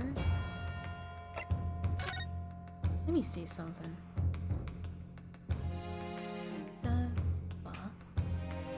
Okay, I'm doing some thinking. I'm going through all the evidence. And then there's the crossbow, which was used to shoot down the balloon, right? Yeah, it was used to shoot down the balloon. Can we open the crossbow up?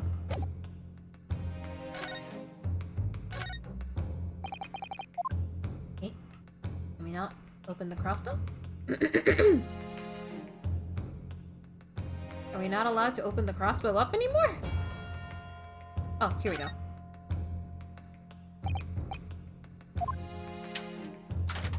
Alright, there we go.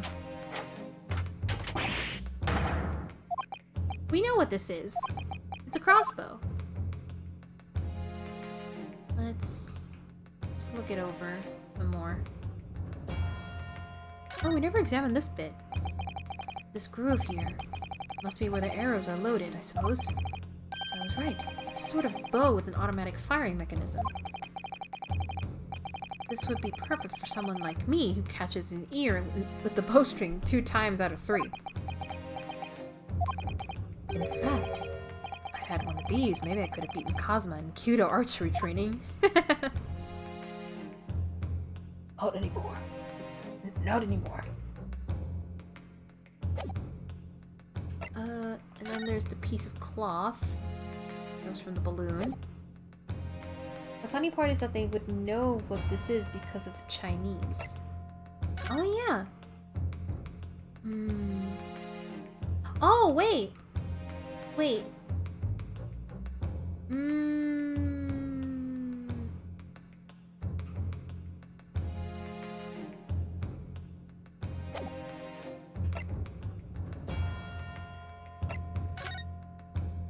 I mean, she did. Something did happen. The The screwdriver does have blood on it.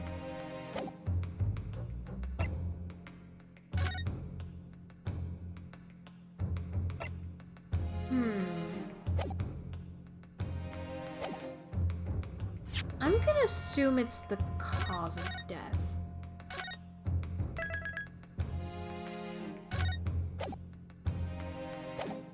Because we know she did actually stab it. Like, we have the evidence of that right there.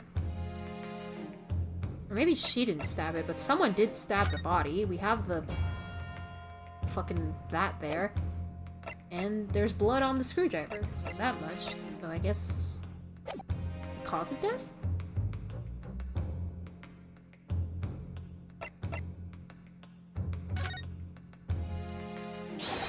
The real cause of death being the fall of 30 feet. That part.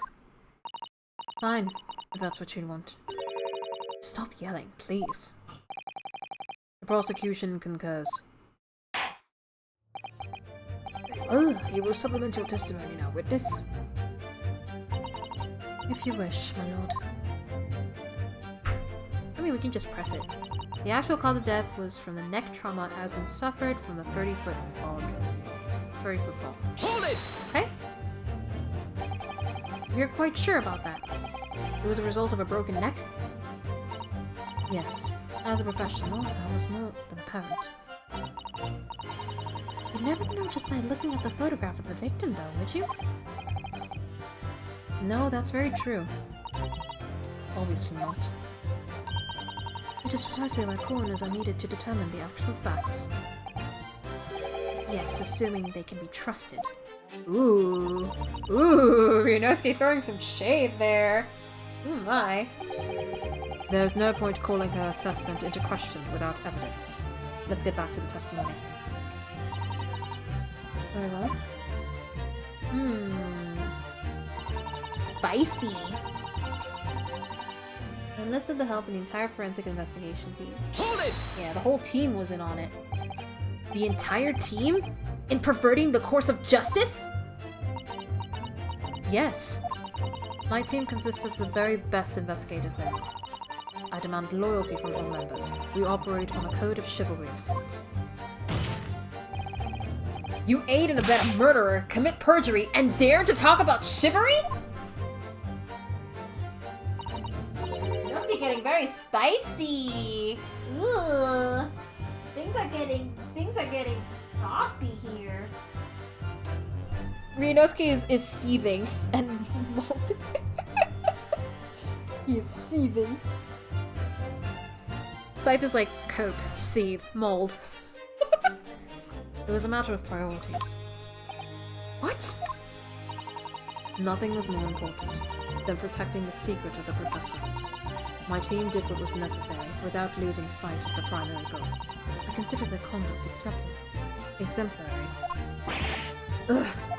You don't concede the point, Mr. Naruhodo. You mustn't let her win. I need a lawyer. You are a lawyer. I'll take that silence as tacit acceptance. Now, can we move on? The truth about the execution 10 years ago was a state secret at the highest level. I had to protect it.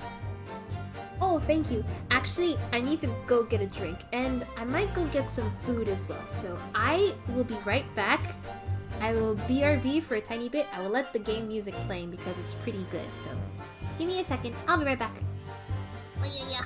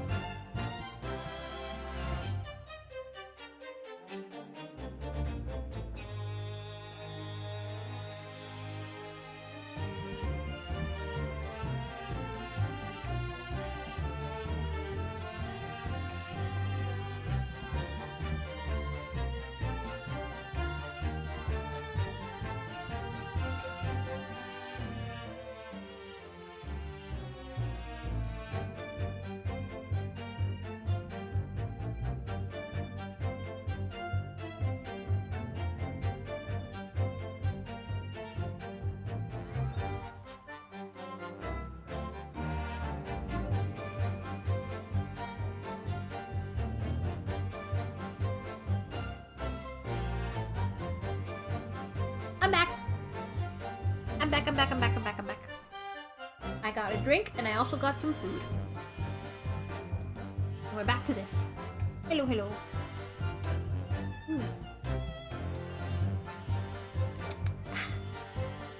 Truth about the execution 10 years ago was a state secret of the highest level. I had to protect it. Hold it! Hi, Terry! Hello! Hi, you saw you're using the emote. Yay! Hee. But at what cost? Faith in Scotland Yard is going to suffer a terrible blow as a result of this. And your precious secret is out now anyway. Yes. As you say. And I take full responsibility. Really damn, Dr. Scythe! Surely there was some other way you could have protected the secret. No, there really wasn't. I've done my utmost, believe me. In many ways, I respect your determination. Wait, what did he say? Hold on. Blow me down. That's what he said.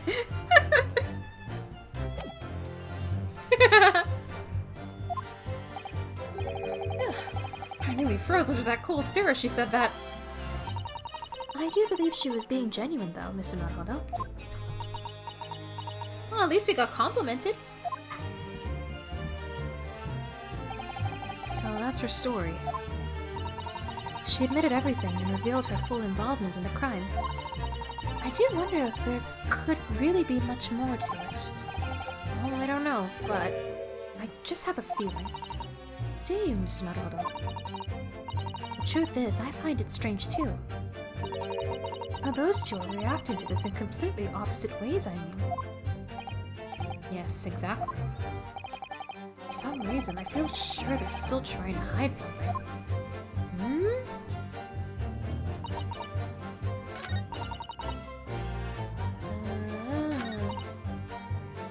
Hold it! Maybe I have to ask about the screwdriver.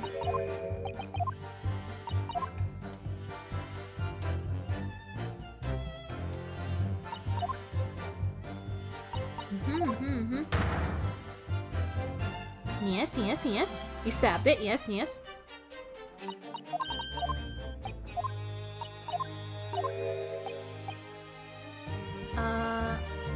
Have her change it. I want to see what happens when I press the other part.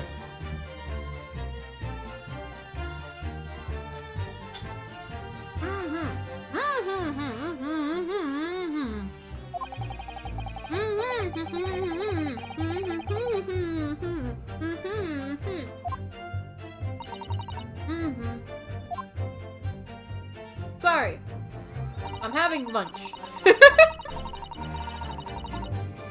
I stood over the victim's corpse where it lay in the toppled cage and plunged the screwdriver into the chest. Hold it! Okay. So it was you who stabbed Asmund with this! Yes. All easier than dissection, I assure you.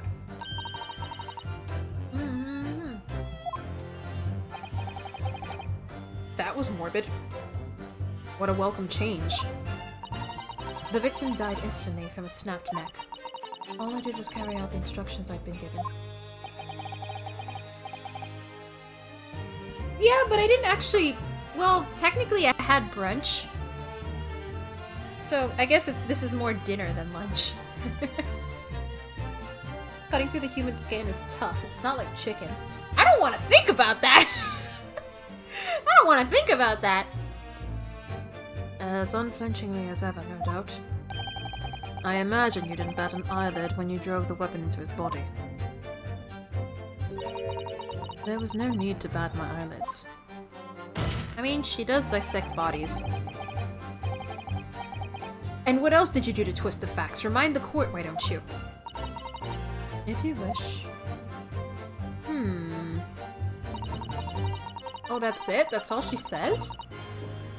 Huh. That's... okay. That's all she says to that, huh? I was expecting maybe a reaction from Drebber, but nothing. Huh.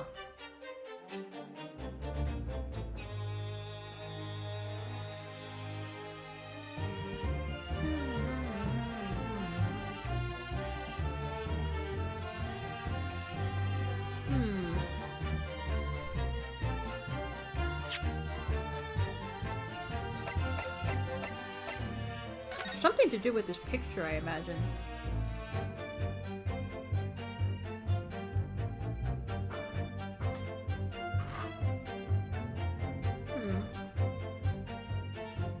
Maybe it's... Does it? Yeah, we're still on this guy. To be fair, Terry, we have uncovered a lot of new details about the case. And at least we can fairly say we have cleared our client of any suspicion whatsoever. We're right now just trying to find out the truth of what happened and why. Like, we've cleared our client. We're done with that. Now we're just trying to figure out the finer details. And right now I'm trying to figure out something about her testimony. Maybe there's something about the body? It's hard to see. Is is it just like the blood is wait a second. Wait. Actually...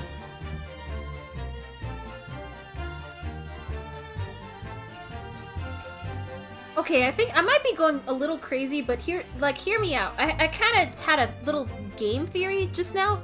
So, we're trying to figure out what's weird about her testimony, the cause of death or how she arranged the body. And the way she said is the body fell from 30 feet, he broke his neck, and then she stabbed the body to make it look like the stabbing was the cause of death. But if she stabbed it, and like that would mean that he was lying down like this. But if she stabbed it as it was lying down, why does the blood look like it was running down? Like, you see like how the blood here is running down as if it was standing up? So I feel like if it was lying down when she stabbed it, it wouldn't be running down like that. It would like maybe spread about everywhere? Does that make sense? Is that it? I think that's it.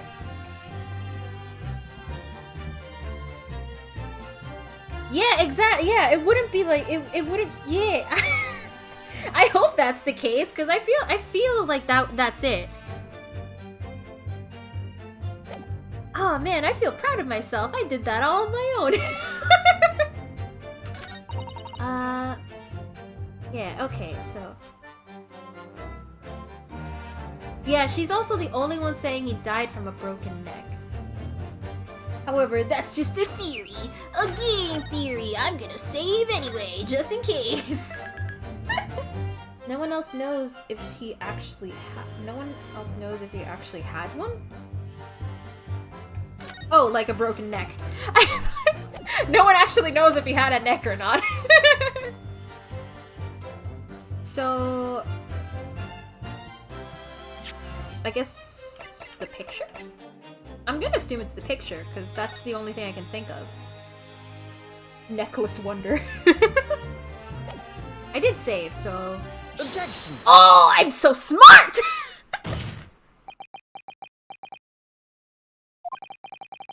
I've got a nasty feeling. What does this mean?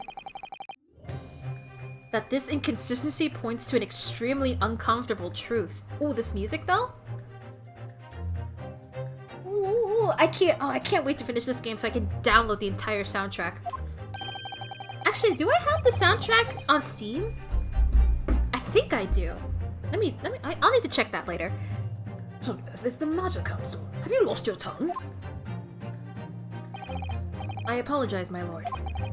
Dr. Scythe, in that last statement of yours, there's just one point that seems to defy explanation.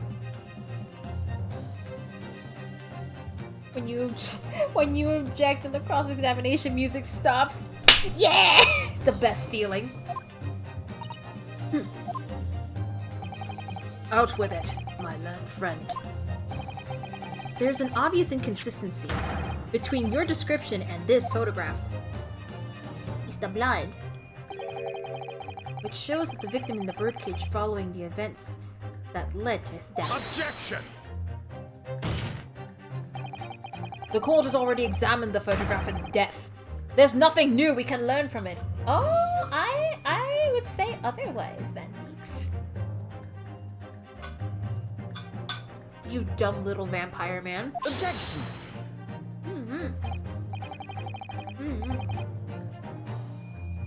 Yes, we have already considered it, that's true. But now we know but we now know the facts to be different. What do you mean? The judge is gonna be like, alright, point it out to me. I don't want to hear you talk about it. I believe we should let the defense explain. Or in this photograph, we see the alleged inconsistency in the witness's testimony. Owned. Van Poops. The blood, right? Yeah, let's see the blood. Take that! Yo! Oops. Look closely at the bloodstain on the victim's chest. It clearly extends in a downward direction towards the man's feet. Yeah, see, it's what I said! I was right! And why is that significant, Counsel? If the victim was stabbed moments before the kinesis machine was set in motion, that's entirely expected. Oh yeah, but Ah, of course! No! That's not what happened! exactly, my lord. Dr. Scythe made it very clear in her testimony just now that the point at which she stole Professor Harebrain's screwdriver and stabbed the victim was after the drop. It's after the grand deception was set in motion, when the birdcage had fallen down the stage out of sight. From the shape of it, it's clear that the birdcage would have fallen on its side after the 30-foot drop. And if the victim had really been stabbed whilst inside the birdcage in that position, the blood from the wound would have spread out equally in all directions. For it to have formed the longitudinal appearance we see in the picture is inconceivable. Shooketh. Given that the victim's blood seeped vertically downwards from the wound, it must be the case that when you stabbed Mr. Asman, he was standing up. In short, Dr. Scythe, you're a big fat dirty liar. Your latest testimony was a total fabrication! Ah! Oh, the music, yeah! Oh, I need to get a bite. I need to celebrate with a bite of food. Oh.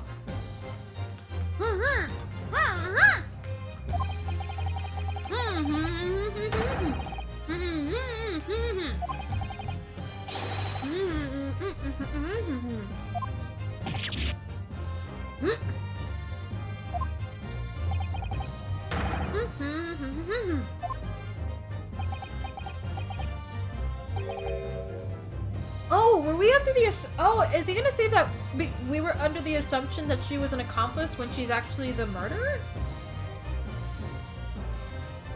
Or is it something else? It's probably something else. I'm curious. The camera's ankles.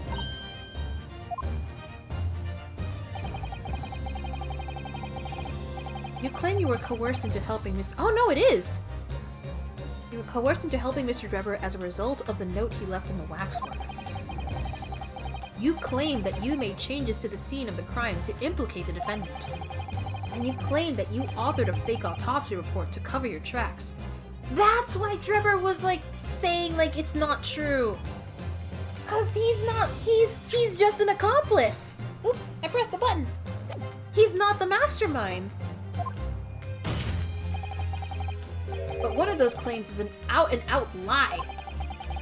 Because the question of what the bloodstain really tells us has only one possible answer. If that is the case, what is it, man? Counsel, you've clearly struck upon a revelation. Now tell the court what it is. Which part of Dr. Scythe's story is shown to be a lie by the contradiction in her testimony? How she was coerced, the stabbing of the victim, the autopsy report. I would say how she was coerced.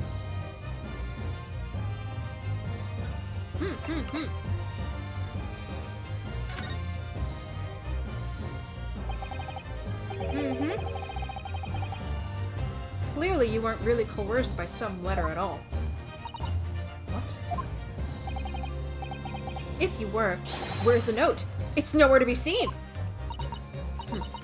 that's as may be. There's a live orchestra in court ready to blast music. Someone makes a good point. God, can you imagine? Can you imagine if real court was like that? They have like music sheets planned out for specific situations. And they have like an orchestra on the side. Oh my god. So why don't you present it to the court if the assertion vexes you? Obviously, I've already disposed of it, and I'm not vexed in the slightest. I'm not mad. I'm not mad. I'm not mad at all. Shut the fuck up. I'm not mad. You know, it's like, you mad, you mad, you're mad. I got called to the jury and they told me to bring an instrument? He's figuring something out. Get ready. The jury flinging fire? Can you imagine? Counsel, did I remind you that it was you yourself who established the coercion? Yeah, well, I was wrong, Your Honor. Ah! Oh, whoops. I guess I was wrong.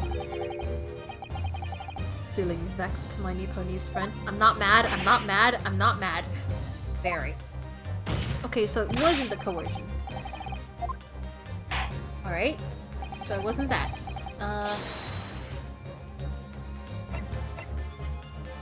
The autopsy report, maybe? Let me save just in case. I mean, there's no denying the victim was stabbed.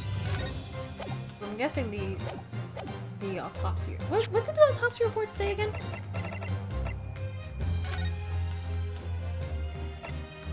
Hemorrhage in the wound chest, piercing the heart, inflicted by a sharp implement.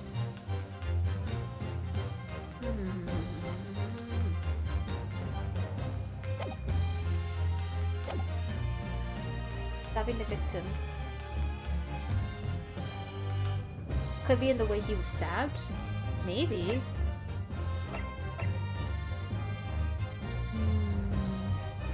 I saved, so whatever happens, happens. Let's try this. The answer is very simple if you consider the sequence of events. Oh, it was like in the order. They're talking about the order, not in the method. Okay. Halfway. Then in that case, yeah, then I guess the stabbing victim would make more sense.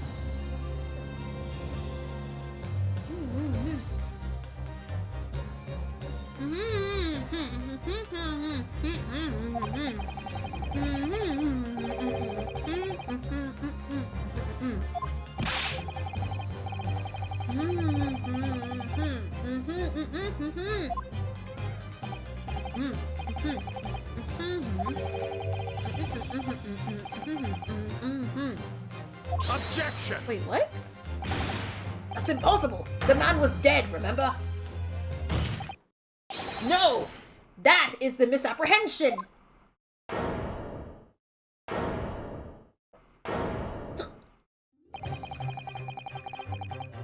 When the birdcage fell from the stage into the void below, it must have hit the ground with considerable force. Oh! He wasn't dead! But Mr. Asmund didn't die in the fall! Oh! That's the only way to explain it! He probably lost consciousness for a while. When he came around, he got to his feet to climb out of the cage. Just as Dr. Scythe appeared. And then she stabbed him.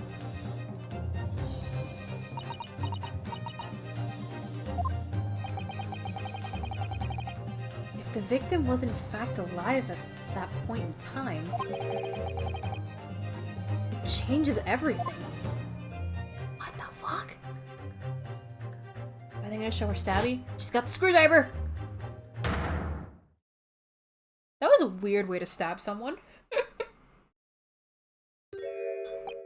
Oh, Drebber's still here, that's right. I forgot about him. Oops, wrong button. Mr. Odie Asmund's killer wasn't the defendant, Professor Albert Harebrain. Nor was it the mastermind behind the stage. I thought that said stage fuckery. Stage trickery, Mr. Enoch Drebber. It was you, Dr. Corny Scythe.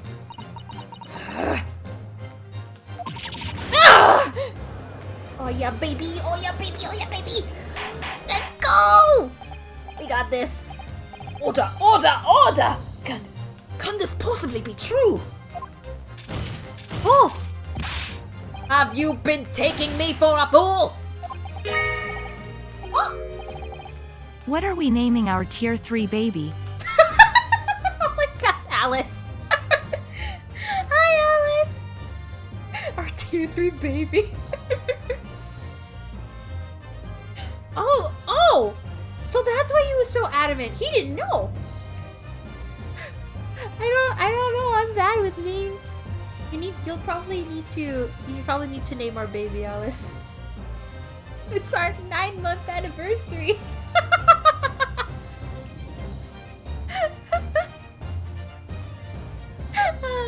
Hello. Oh my god, you've been tier 3 for 9 months? Holy shit. I need to make like proper icons and badges for subs. Alice, please. Stop it.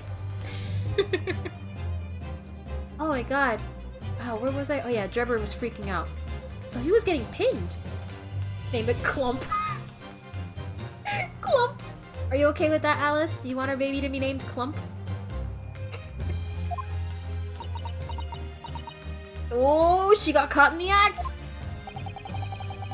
You hope that by admitting to being an accomplice in Mr. Drebber's scheme, the trial would end, before you were accused of a far worse crime. What the fuck is that? Cold-blooded murder. Oh! Oh, do shut up! Ooh, we haven't heard that phrase in a while. Shut up! You're so desperate now, you're making all this up. As if I would do something like that. Objection! Eh? Who the— Oh, Susato! I assure you the defense is not desperate, Doctor. You are. Mr. Naruhodo has established the facts using evidence and logic alone. Ha! Logic! Don't make me laugh.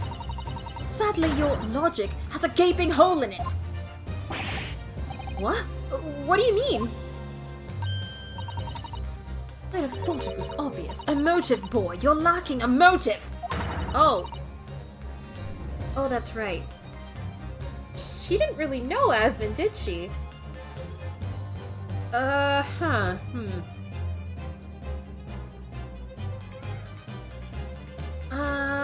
guess maybe the newspaper article? He was the reporter. He did technically report their biggest blunder. You're being very emotive right now. Shut up. Thinking that too. Why would she deadass murder a guy? Yeah. What connection do they have? That's actually a very good point. My only idea is because Asmund was the reporter that basically revealed that the quote-unquote even though he didn't specifically say, he did technically sort of reveal that the professor failed the execution, like, not failed, like, the execution failed. So maybe kill him for that? Like, he knew? Asmund was involved in a number of criminal activities, from coercion to theft to murder. Jesus, even murder? Oh, guy was a scumbag then. But there's no known connection to Dr. Scythe there. I'm rather relieved to say it does seem somewhat far-fetched. true. There's no obvious motive.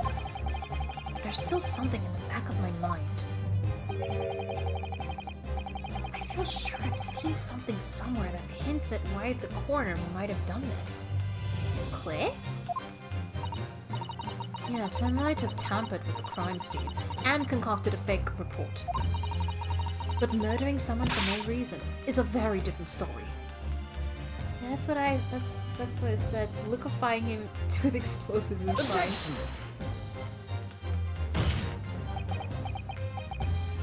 Nice objection. Now, when you questioned what possible reason you could have for wanting to kill Mr. Asman, something did come to mind. Eh? What? Do you know Ryunosuke? Because I sure don't! We're really in it now, Ryunosuke Naruhodo! Okay. We gotta go through the evidence then. Yes, we saw it yesterday, didn't we? Wait, we did? It's been 2 weeks since I last played. I don't know what they're talking about. Is it the Something that seems strange, but we had no reason to suspect it at the time. Is it the weird purchases? I remember we went to her office the last time, like when we were in investigation days, and her black book or whatever had like a bunch of weird purchases. Like a lot of the book. Yeah, the book. It could be that, but what does that have to do with anything? There's a particular object that explains why Dr. Scythe would have wanted to kill Mr. Asman. Scalpels? Oh yeah, it was the scalpels. I don't understand. Book of purchases. Book of prophecies. I guess the scalpels. That's the only thing. Fuck around and find out? You know what? Yeah, sure. We're not getting penalties for this. Let's see. It's a scalpel. Or rather, scalpels. Did you say scalpels? Book of Grudges. By the way, I mentioned Book of Prophecies. Have you guys seen Sonic Destruction Episode 2? It's really funny, and I recommend it. It's amazing. So, the scalpels do have something to do with something? It would appear that the word has struck a chord, Doctor. Doctor? You! Come on, out with it! It was yesterday when we visited your laboratory. Do you say laboratory or laboratory? Kind of mix it between the two, because I don't know which one's the proper way to say it. Laboratory, laboratory, laboratory. Book of Belial. Look at this big, thick book here. Ah, it appears to be an accounting ledger. It's a record of the forensic investigation team's spending, I think. Oh? What is it? It's clear that the team purchases various equipment and supplies on a monthly basis, but... well, one entry seems rather strange. Really? In what way? They're buying 500 scalpels every month! Oh yeah, why the fuck? Why the fuck are they doing that? Take a bite of food.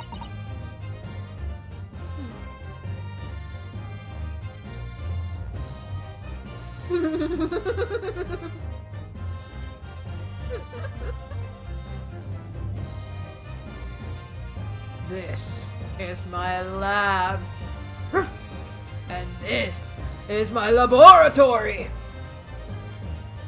Embezzlement? Oh! Embezzlement? Huh.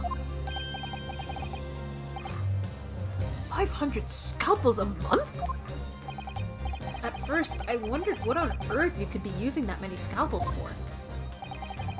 But actually, I realize now it's not the scalpels themselves that are significant. It's the money for them. Disappearing every month from the department's accounts. Asman's criminal organization relied heavily on extortion for its funding. Tracing the money from the forensic investigation team's account to find out where it was going would be extremely straightforward. Ooh.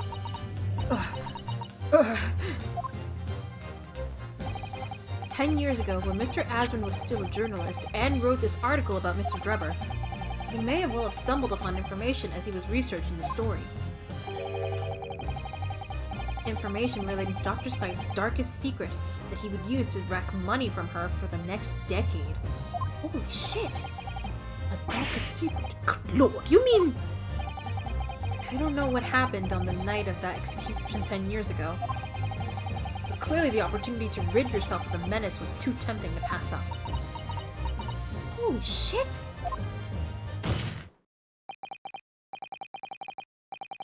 So in the end, you weren't coerced at all, were you? You did it entirely out of your own free will. You stabbed Mr. Asmund in the heart with all your might. To silence a blackmailer who knew your dark secret forever. Breakdown? Breakdown, breakdown? You'll never understand! None of you! Breakdown, breakdown? What we've had to keep covered up all these long years. Oh, no breakdown, huh? I think that's that's one of the few times we don't get a breakdown animation sequence, whatever.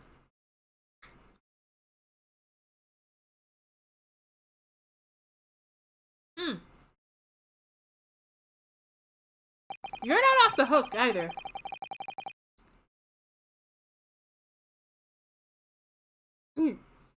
As very little of the machine remains after it was ripped apart by the bomb.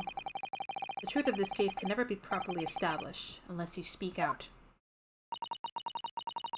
And if you decide not to, it's very possible that Courtney Scythe will escape punishment for her crimes.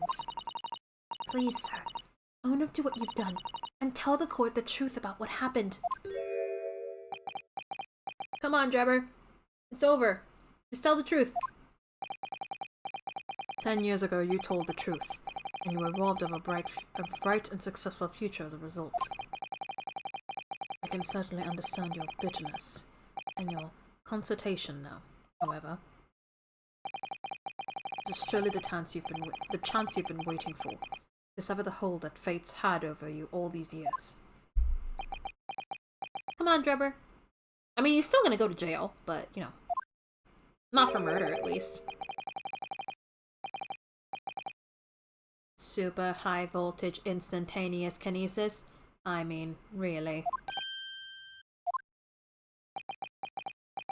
Oh? Sad music! It's the sad music!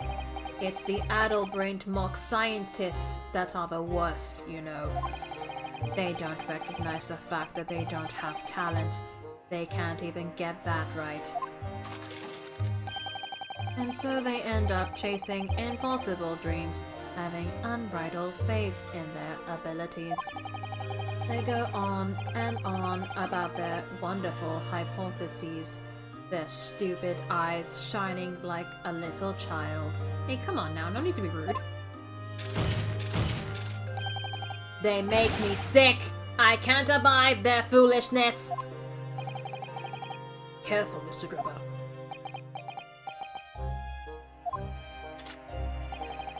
I was particularly pleased with the kinesis machine. It made for quite a show, didn't it? So you admit it? You admit that it was nothing more than a sham made for the purpose of killing the victim? Yes, I admit it. I did it all in the name of revenge.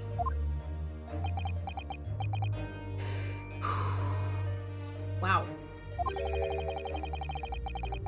Revenge for the future that Mr. Asmund's article had deprived you of 10 years earlier. But the revenge you sought didn't stop at Asmund, did it? Which is where the very particular waxwork comes in. Yes, I see.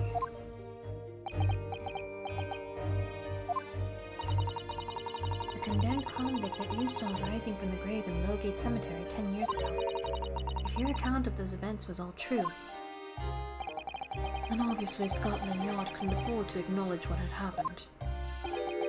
Even if it meant discrediting a bright young man and crushing any future career he might have had. So So your plan required that you abduct that particular waxwork model in order to exact your revenge on Scotland Yard as well. Or on Dr. Scythe, to be precise. Ooh.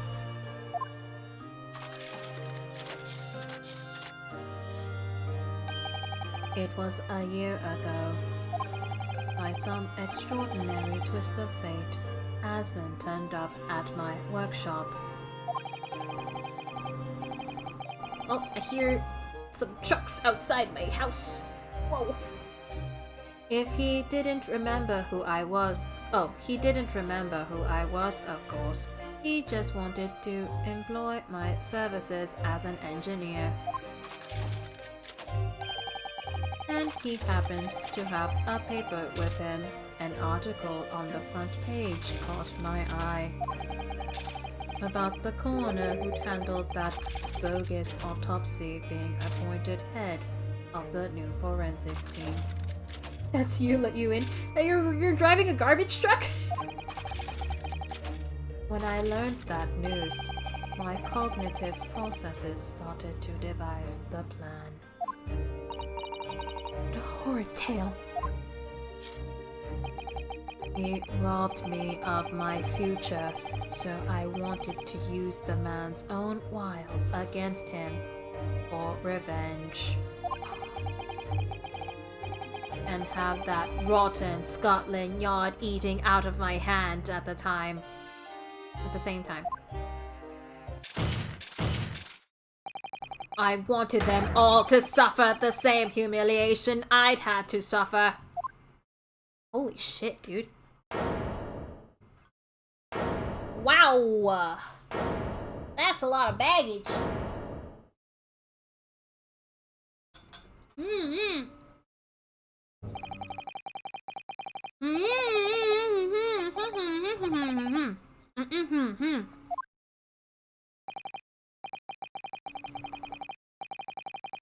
Which isn't the same as killing a person, mind you. In the end, it ended in someone dying. Whether he planned for that or not, he kind of let it happen. Certainly no one has the right to destroy another's prospects, especially for purely selfish gain. And yet, in carrying out your plan, you did exactly that to someone else, didn't you? Did I? Professor Hairbrain's only crying was passion for his hypothesis. But you had no compunction about sacrificing his future to effect your revenge. You knew that he would be forever branded a failure and a fraud. I mean, he did say he hated scientists like Hairbrain as well. Perhaps life treated you unfairly 10 years ago, and others' misconduct left your life in tatters. But remember this. Your own actions resulted in exactly the same thing for another perfectly innocent young man.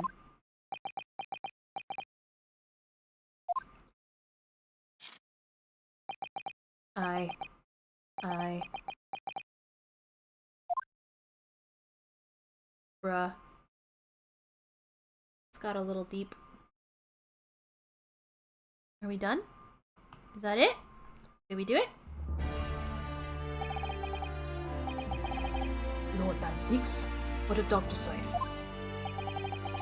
An immediate warrant for her arrest has been granted, and she's been remanded in custody, my lord. I presume she will face trial in the coming days, along with Mr. Drubber. Whew! A most regrettable situation indeed. She's made great contributions to her profession over the years. It really is a hard truth to swallow. However, that is a topic for some future occasion. For now, Professor Hairbrain. Hey! It's him again! Oh, yes? It seems there was a great deal more to your experiment than you realized. However, I think we can assume now that all the sordid details have been brought to light. This has been a very long and profound trial, but I'm pleased to say you are absolved of all guilt. This whole experience has taught me a very great but painful lesson. This dedicated scientist, this devotee of natural philosophy. I've been selfish and self-centered, and above all, a fool. Professor, I've spent my life thinking of nothing but my research. Discardedly believing that I could do whatever I set my mind to, despite my lack of talent. And the worst of it is, in the process I've caused others pain and misery. Others who are far, far greater people than I. No, Professor. That's not true. What? Don't tar yourself with the same brush as Trevor. What happened was his doing, and his alone. This outcome is his fate, not yours. You're not to blame in any way. Lord Van Zeeks. And the derision with which he referred to you earlier, calling you a fool. Tam deceiving. It's completely true. The man has no idea. To believe in yourself and work your fingers to the bone to realize your dreams. That's laudable, not laughable. No one has the right to deride another for such choices. Unless they're Japanese. In which case, fuck them. Albert is a cutie. He is a cutie. I like him. I like it, him. Oh. Thank you, Barak. So, ladies and gentlemen of the jury.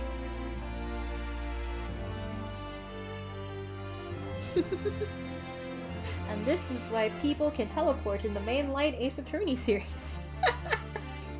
I mean, it would explain how Phoenix and Maya can get around to places so quickly. Yes, Lord!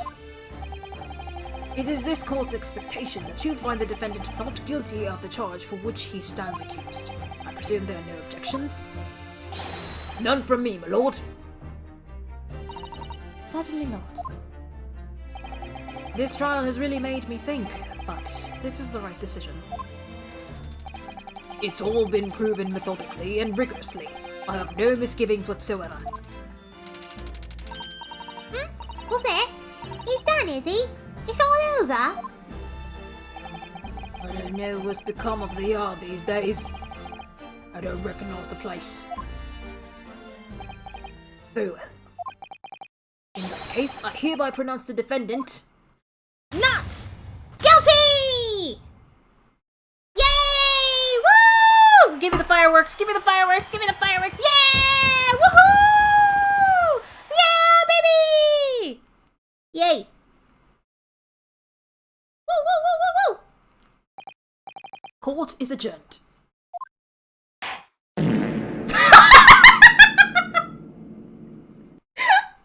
Thank you, Terry. It's over. I was holding that in the entire trial. Oh my god.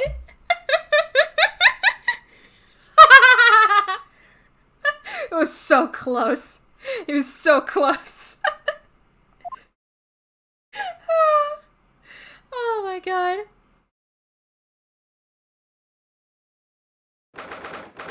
Now we're out here. Oh my god, it's in October?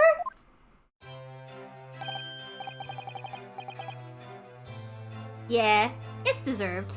Professor, what a splendid outcome, isn't it? Oh, it is, it is! Congratulations, Professor Hairbrain! I thought it would never end. He's all sad. Mr. Naruto. Mrs. Sato. I am truly beside myself with gratitude! How can I ever thank you enough? I'm just glad it's all been cleared up. That you realize you were caught up. That you realize you were just caught up in a bad situation. Ah! Right now, you know, if I had that research grant money, I'd give the whole lot to you! Every penny! Aw, that's sweet. Well, that's very kind, but I'm just a student, so... You don't need any financial reward. Your acquittal is more than enough. Some money would be nice, though. Oh dear, what can I do? Huh! How about this? As a memento, the paper about my hypothesis is inside. Well, just as a memento then. Thank you. Oh, he's so cute. I've been wondering, Professor, what are you going to do now? Oh my, yes. What am I going to do? My hypothesis and my great machine lie in ruins. But still, it's been too long since I was last in London, so perhaps I'll enjoy some sightseeing. I must explore the Great Exhibition whilst I'm here too, and see if new inspiration hits me. Oh yes, that's a wonderful idea. I can't allow that? Eh? Oh, hi, whore.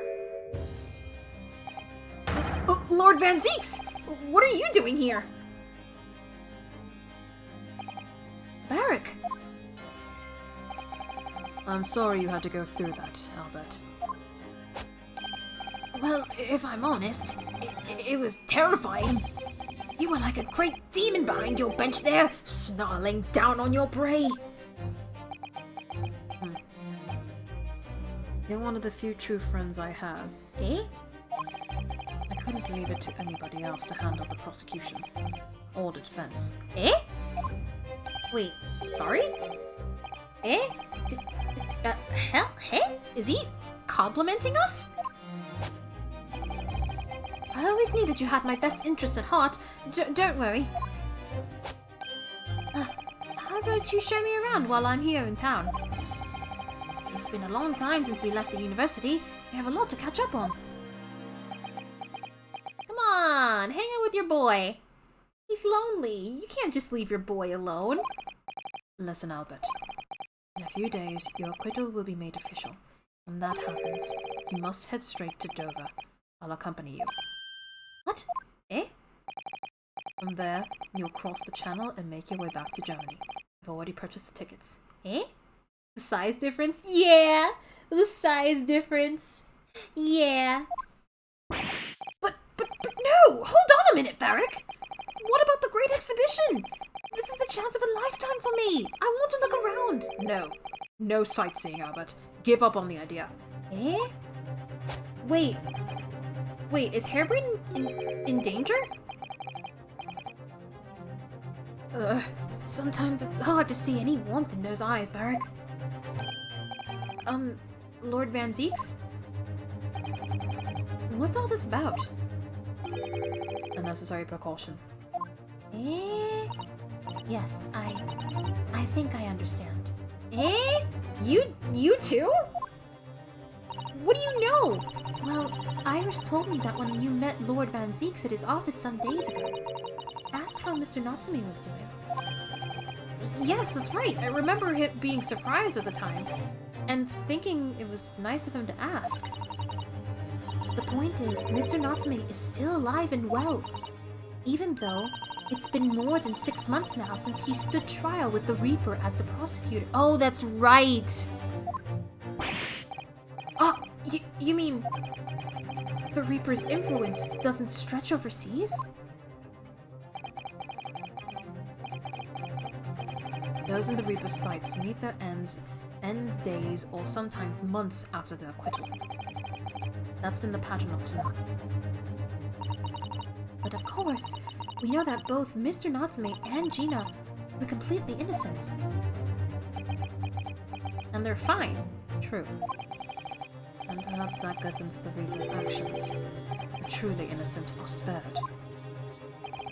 But I don't want to take any chances with a close personal friend. Aw, that's kind of sweet. Barrack! Like the mustache Nipponese, this man should leave the country without delay. That's why I'm packing him off to Germany at once. Right. Does your friend-shaped package get any say in it? Goodness! Was this your intention all along then, Lord Van Zeeks? In court where people think of him as the Reaper, this man seems absolutely merciless, and yet sometimes I feel as though I don't understand him at all. It's time to go, Albert. Back to the prison for the time being. Yes. Alright. Well then, Mr. Norhado? Thank you so much for everything. And his theme. His funny little theme. Not at all, Professor. It was a pleasure getting to know you. Best wishes, Professor Herring. Well, once the dust is settled, you must come visit me in Germany. Anyway, goodbye for now. Goodbye, you puffy-haired cutie.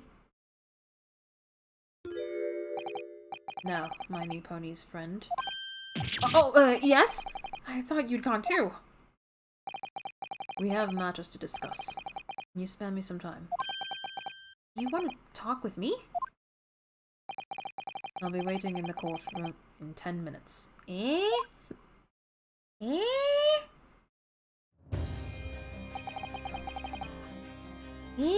Well, that was strange. For some reason, I didn't get that sense of impending doom as he walked away this time, even though the music says otherwise. The Enigma. Eric von Zeeks. What does he want to discuss, I wonder? The answer awaits in the courtroom, I suppose. Here goes then. To be continued? No, to be continued. We're still going. Okay. 24th October.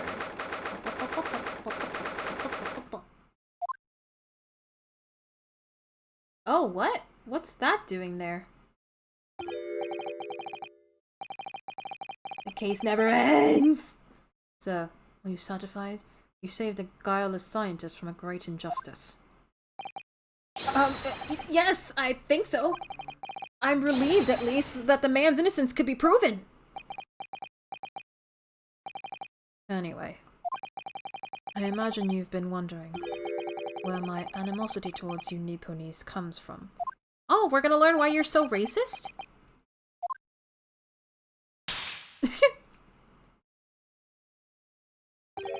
Well, at first I thought you just didn't like me. I imagined you saw me as a pretentious child from an unimportant land who had no business being here. But now, I think differently. I just think you're a dickhead. You clearly know our ways. So I would guess that some specific incident led to your thorough dislike of my race. Will you tell me what happened, please? The professor. Wait, was the professor Japanese? I thought I'd never hear. Oh god, I got scared for a second. Thought I'd never hear that name in this courtroom again, to be honest. He took your brother's life. Clint. My brother was Clint van Zeeks. 16 years ago, when I was still just in my teens. He was already the director of prosecutions and a key member of the judiciary. He was in the Russo-Japanese War and got tabbed on too hard. Oh no! I looked up to him. He was everything I aspired to be. Sasato looks like she's about to cry. He was involved in the establishment of justice systems in foreign countries as well. There were exchange programs between Britain and other nations then too, to share knowledge and ideas. As part of one of those programs, Japan? 3 judicial students came to Britain from your homeland, the Empire of Japan. Oh! If it was 16 years ago, then one of them could have been my father. Of course. I remember Dr. Mikotoba well. I had no idea. I was a minor at the time, training at the prosecutor's office. One day, Clint introduced me to the 3 visiting Nipponese. So, you've actually met my father? He and his colleagues were polite and amicable. They were adept at their work and exacting in their standards. It was my first encounter with the Nippon spirit, and it made a very great impression upon me. But 6 years later, that's when it happened. The investigation was going nowhere. There were no suspects even. Just an ever-growing list of victims. And in the end, my brother became one of them. The last, in fact, before the case was finally resolved. I'm so sorry, Lord Van Zieks. Truly. Clint was always ready to put his life on the line for justice anyway. So he wouldn't have wanted it any other way. He lost his life to the killer, but it was his victory in the end. For me, personally, though, it was a great loss. I found myself in a very dark place indeed. Jeez. I finally found out the killer's identity. The reason why no one had been able to catch the man soon as ceased to be such a mystery. He'd been hiding in plain sight all the time. In plain sight? Oh, I got a bad feeling about this. Are you aware of political events 10 years ago? It was a period of extremely sensitive diplomacy between the British and Japanese empires. A new treaty was being forged, I think. Correct. The Anglo-Japanese Treaty of Friendship and Navigation was being concluded. The leaders of both countries were deep in extensive political discussions. Which is why this particular killer's appearance in court was conducted as a closed trial. If the British public had known the identity of the killer, not only would the treaty have been in jeopardy, but our two nations could very well have ended up at war. Oh no, it was a Japanese person. What? A war between Britain and Japan? But that would mean... Oh my, you mean to say the professor was... Oh shit. Oh, new animation. When the trial reached its conclusion earlier, I thought to myself, yes, it's time. Time for you to come face to face with this hideous monster. Oh boy, are we gonna see the face? I borrowed the key for the mask from the proprietress of the Waxwork Museum. Oh boy. So see for yourselves now. Confirm it with your own eyes. The truth that's been hidden this past decade. What the fuck? I'm kinda scared. Kinda scared. Wait, That's the professor? Yes, that's him. Until now, a thought never even crossed my mind. That the mass murderer, whose crimes shook Britain as never before, was Japanese. I don't know who this is. Wait a minute. That face. Oh, you know Susato? I feel as though I've seen it somewhere. It's strangely familiar. Hey, who is it? Who is it? What? Huh? Wait! Wait, what? Wait, what? What's happening? Wait, what's going on? Wait, Kazuma! Wait! Father. What? What?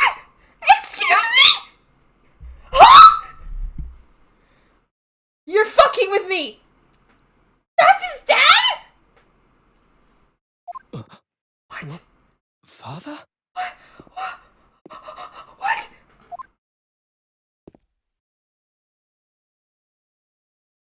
That's... Oh my god. Did he get his memories back? Kazuma! Did he get his memories back?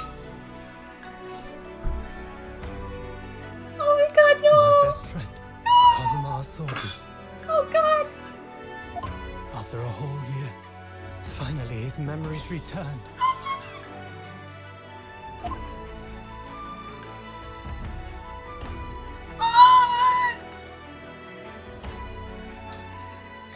As he stood there before me, Oh my god!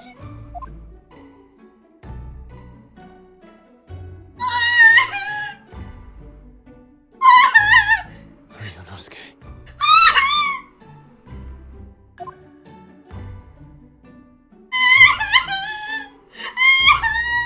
Hello again. Oh my god! I'm sorry, oh god, oh, I'm sorry, I'm having oh my god, I'm crying! Oh my god! Oh my god! My friend. Ah! He's back! He's back! He's back! He's back! He's back! Judicial Assistant Mikotoba. Oh my god.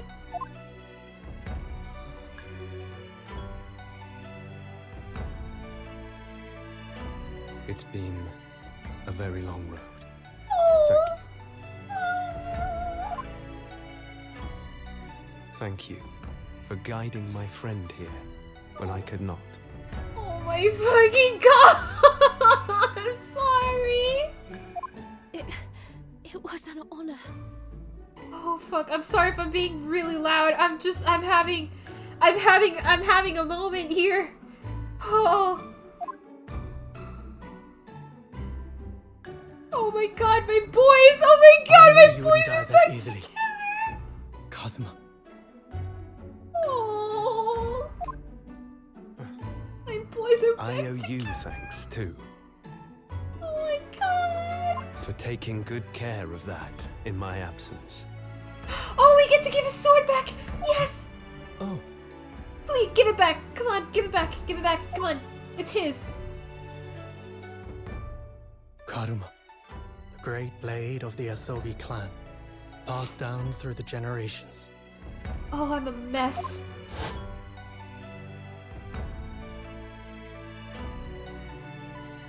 When we left Japan, this sword was at my friend's side. Oh my god. A Japanese man's katana is his soul, and he couldn't be parted from it. But then, when the incident happened, it was Susato-san's wish that I inherit the sword. Oh my god. Oh. And I've kept it with me ever since, along with my memories of the friendship we shared. Oh.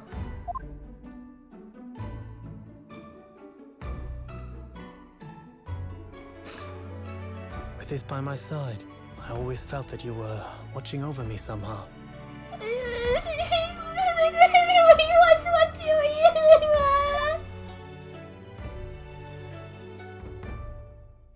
God, he's so cute!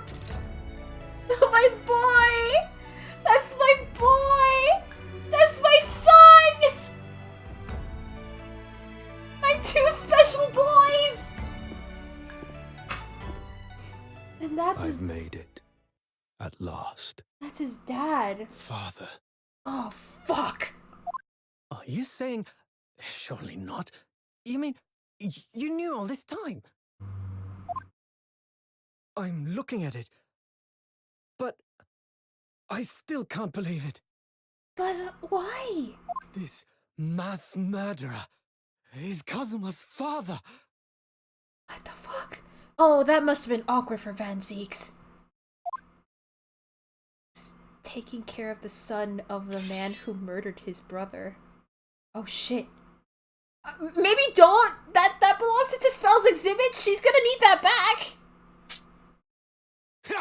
She's... Oh, okay.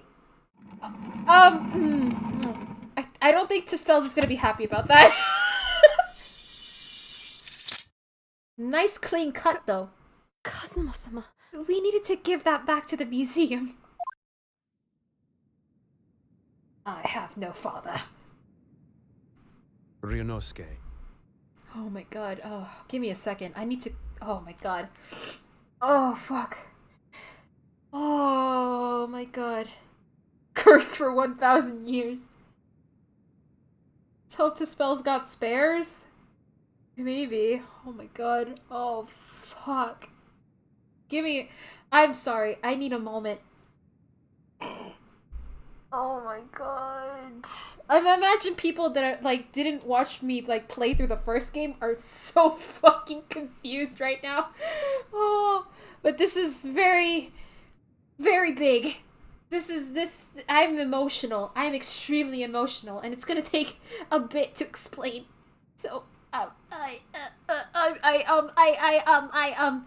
yeah, you know, this is big. This is important, and I'm crying like a baby right now.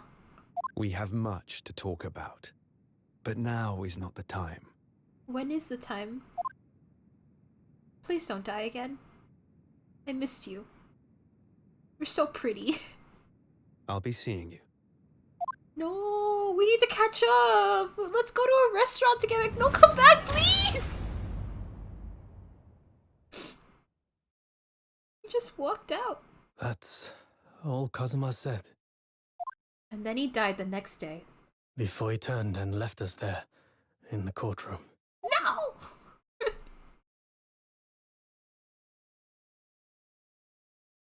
Oh, and we're back to this. Oh, no more voice acting. No, that's all Kazuma wrote. So, he's the living after image of the man who took my brother's life, is he? Oh, he didn't know. Oh, no. Yes, Kazuma Asugi, my best friend. 3 months ago, when Lord Strongheart introduced us, I had an inkling there was something there. Some connection. But why did Lord Strongheart do that? Why did he make Kazuma Lord Van Zeek's apprentice? And when he was suffering amnesia, too. The man was apprehended, even executed. But his legacy just won't die. That's the sad truth. Anyway, that's all I had to say. Thank you for meeting with me, as I asked. Oh, give me 1 second. I have a phone call. Fuck. Give me a second.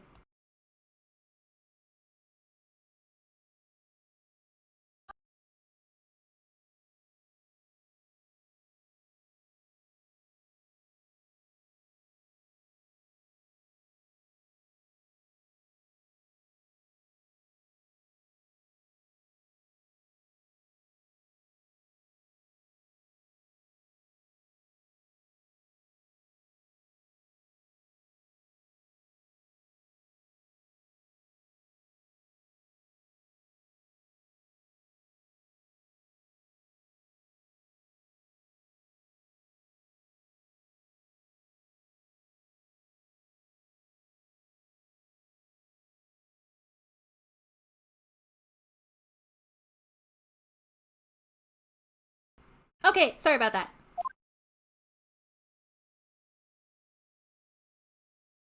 And there he goes. He just disappears. He was a ghost all along. Oh, man. 10 years ago, my grandmother took me to the railway station. We were there to meet my father from the train. For me, it was the first time I'd ever seen him. Poor Susato-san. All this is tied with painful memories for her, too. She's never talked about this with me before, though. I mean, she's only known you for like a year. It took time to adjust to having father around, but just when I was starting to get used to it, he called me into his study one day.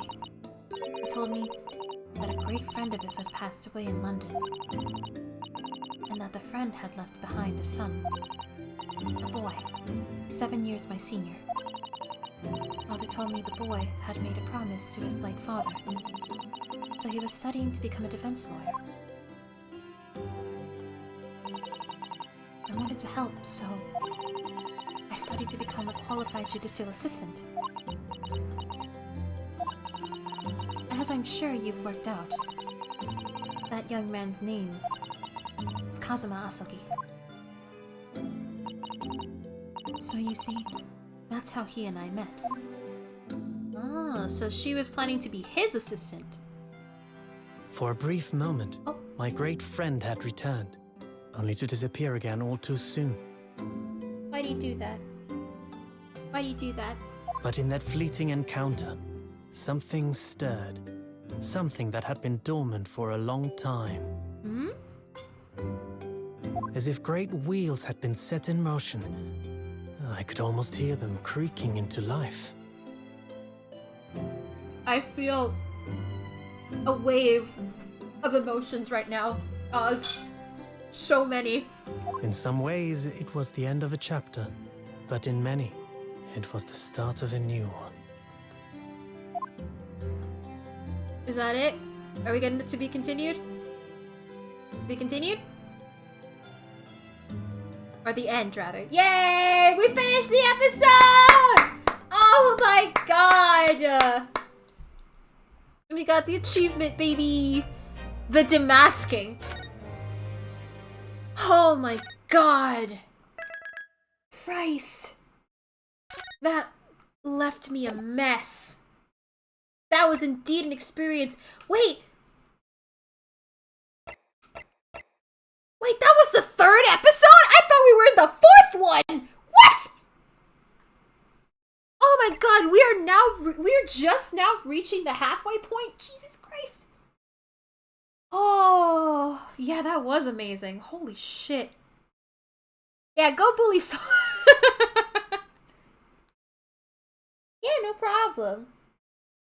The most loaded case 3 ever. I know, right? See a little into the next chapter? Oh, okay. Yeah, okay. Let's watch the intro of the next chapter, and then we'll switch over to the next game, because I do want to play Bug Fables. I want to play that next. So let's see into the next chapter. I'm still shocked that that was only case 3. I completely forgot. Twisted Karma and his last bow? I'm guessing bow or bow. Pipe in hand, Sholmes looked down at the thick, rolling fog outside our window.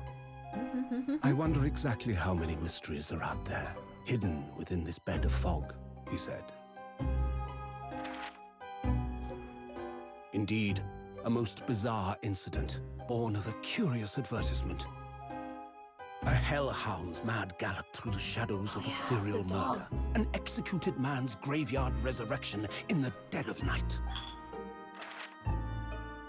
And a commonplace killing in a small, forgotten room at the edge of town. There is, naturally, always another side to every case, of which most remain ignorant. And it is that other side which compels me to the scene of the crime, Wilson.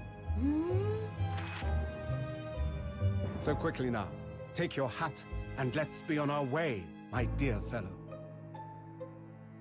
For our adventure is not over yet.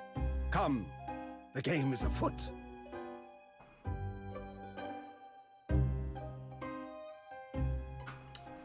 Oh boy. Oh my god. 8 days after that earth-shattering trial and Kazuma regained his memories, we were in the foyer of one of London's most luxurious hotels. The Great Waterloo Hotel. Whoa! Fancy! Fancy, fancy! Professor Mikotoba is due to arrive at any moment. Oh! Oh! Sasato's dad is gonna be here? Yes! I'm so glad we got here in time. You don't look glad. Sato-san hasn't been the same since what happened. Not that I'm surprised. The truth about Kazuma-sama's father. Do you suppose my father knew? Hello, hi, hello, hi, hello, hi. I'm just playing a little bit of the start of this episode, and then I will switch over to Bug Fables. I don't know if to stop the stream and then start it up again so as to not mess up with the VODs, or just continue onward. Do you suppose my father knew? That he was actually the masked murderer, the professor, you mean? I knew that's what she was thinking about. There's a good chance, I'd say. I mean... I don't edit them, I just upload them outright, usually. Because they take so long to render, and sometimes I just don't bother. I guess I could split them. Might as well.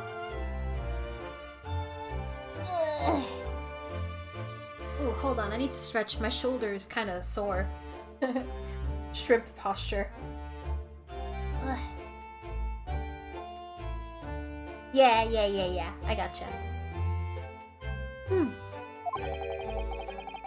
They did come here to London together 16 years ago, didn't they? Okay. Yes, that's true. Come to think of it, didn't you say that Professor Mikotoba knew about Kazuma going missing in Hong Kong as well? That's right. But for some reason, he wasn't at liberty to talk to me about it. That probably means he knows then. But Kazma's showing up here in London with amnesia, and that he's regained his memory now. But why? Why cover it up? Ah, there she is! Oh my god, the judge is here too? Oh, father! Hello, Susato. How are you? Dang, the judge dresses up nice, I gotta say. I'm very well, thank you. We're delighted you have arrived safe and sound. Dang. Hello, Mr. Naruhodo. Very kind of you to take the trouble of meet us here. Oh, no, not at all. It's my pleasure. We've heard all about your extraordinary exploits here in London. You know, news has crossed the seas. It has? I always look forward to reading the monthly reports that arrive with the steamships from Britain. Oh, I see. Well, thank you very much.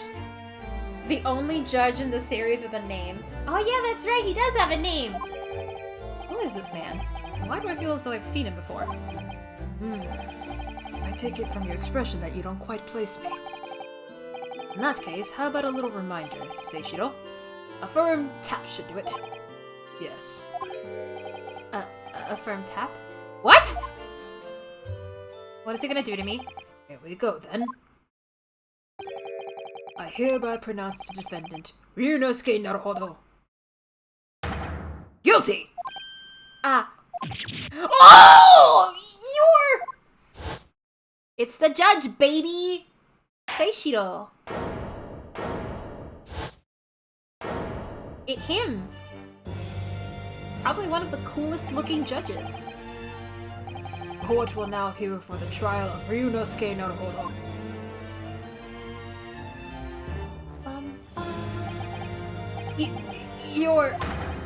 Your Excellency! Hello, Judge Jikoku? Judge Jikoku. It's so weird to say that name. Judge Jikoku. How are you? It's been a long time. Good, you've remembered now. That really did the trick. Guilty! Only I was declared not guilty, wasn't I? And there was no laughing at the time. So, London again after all this time. Hard to believe it's been 10 years. To be honest, I never thought I'd be back. Neither did I.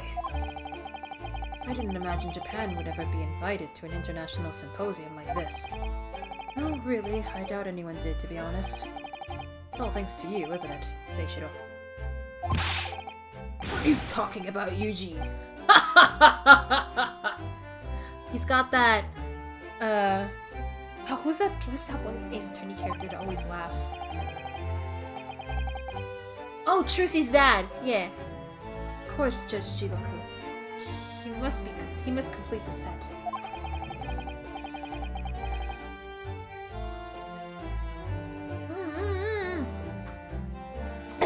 sorry. I was taking a sippy.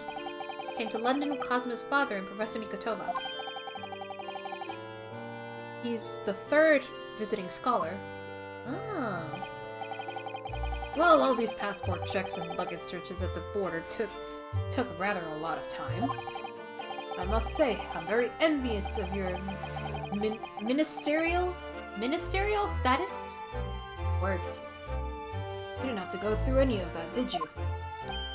I knew you were jealous. Sorry? Ministerial status? Yes, didn't you know?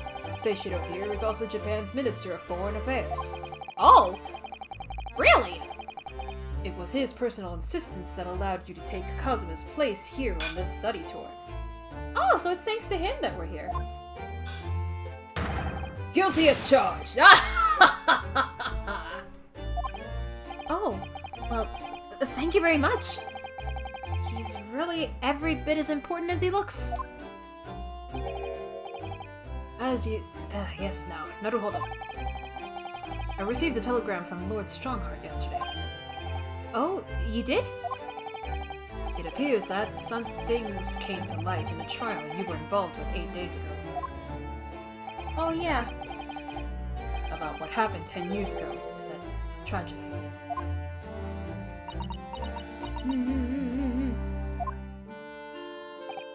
Yes. Could you tell us any more about that? Okay. We're gonna leave it there, because I really want to get to Bug Fables, so let's save. Up. Let's switch over to our next game, shall we? Let me also make a post letting people know that we're switching games now. So give me 1 second. We're going... If you thought Chapter 3 was a doozy, well, oh my god. Yeah, that's gonna need its own stream then. We cannot do it like today as well. We'll continue this next Monday. Don't worry. And we'll be starting on our regular times after today. I just wanted to start early today and do 2 games because it's been 2 weeks since I last streamed, and I want to play video game. So give me a second. I almost dropped my controller. Give me a second to switch up to the next game, shall we? So, boop.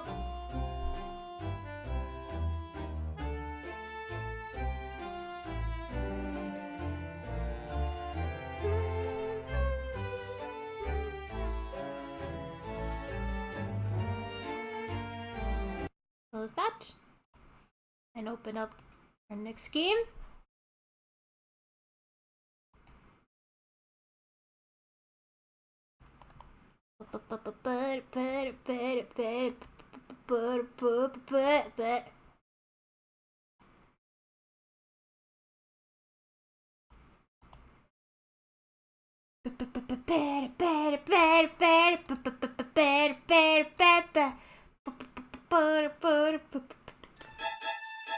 There we go. Bloop. And let me switch up the tags and all that. So give me 1 second.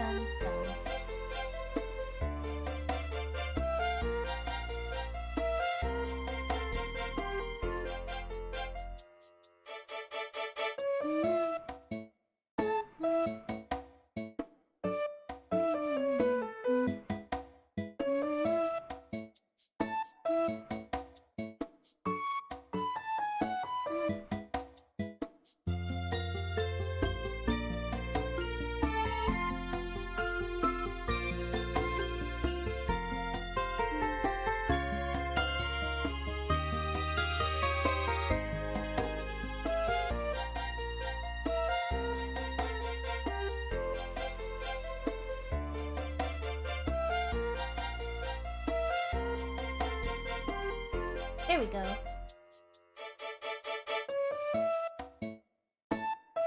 Okay, where did we last leave off in Bug Fables? Oh my god, the background is so cute. I genuinely don't remember where we left off in Bug Fables. So, let's get to it.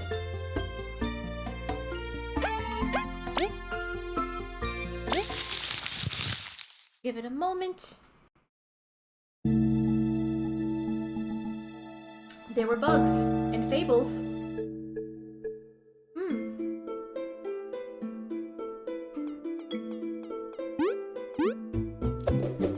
Let me remember the controls again.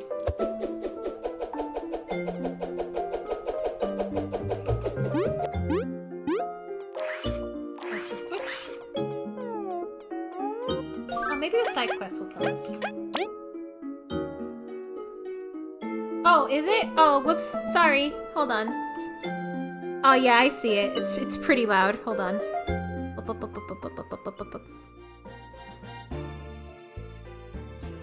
Is that better?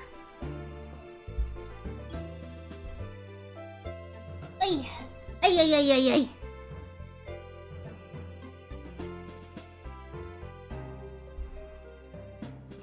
I hope that's better. Let's see.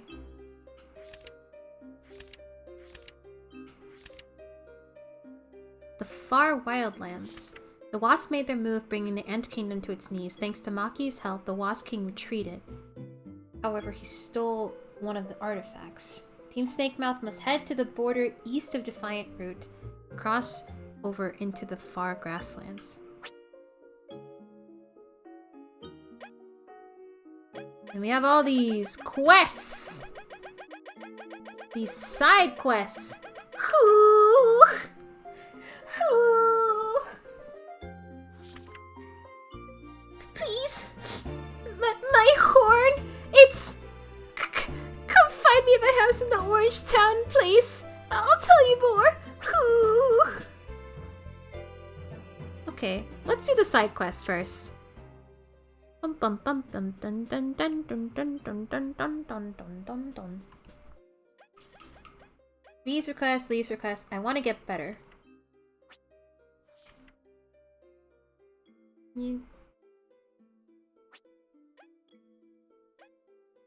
Or wanted.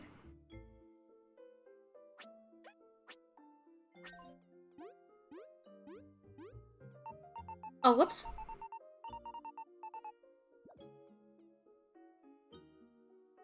Let's see. Said the orange place, so I'm guessing here? The Golden Settlement.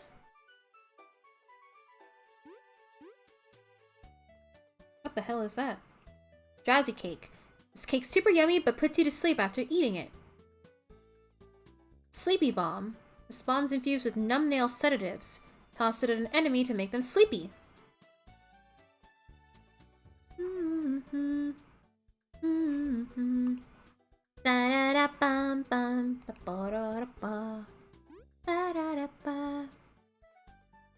Alright.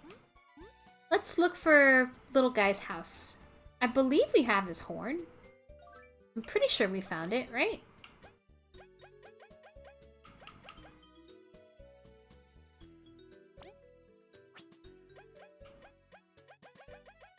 Yes, we do have a horn. So let's see. I don't think there are any houses here, actually. Nope, no houses here.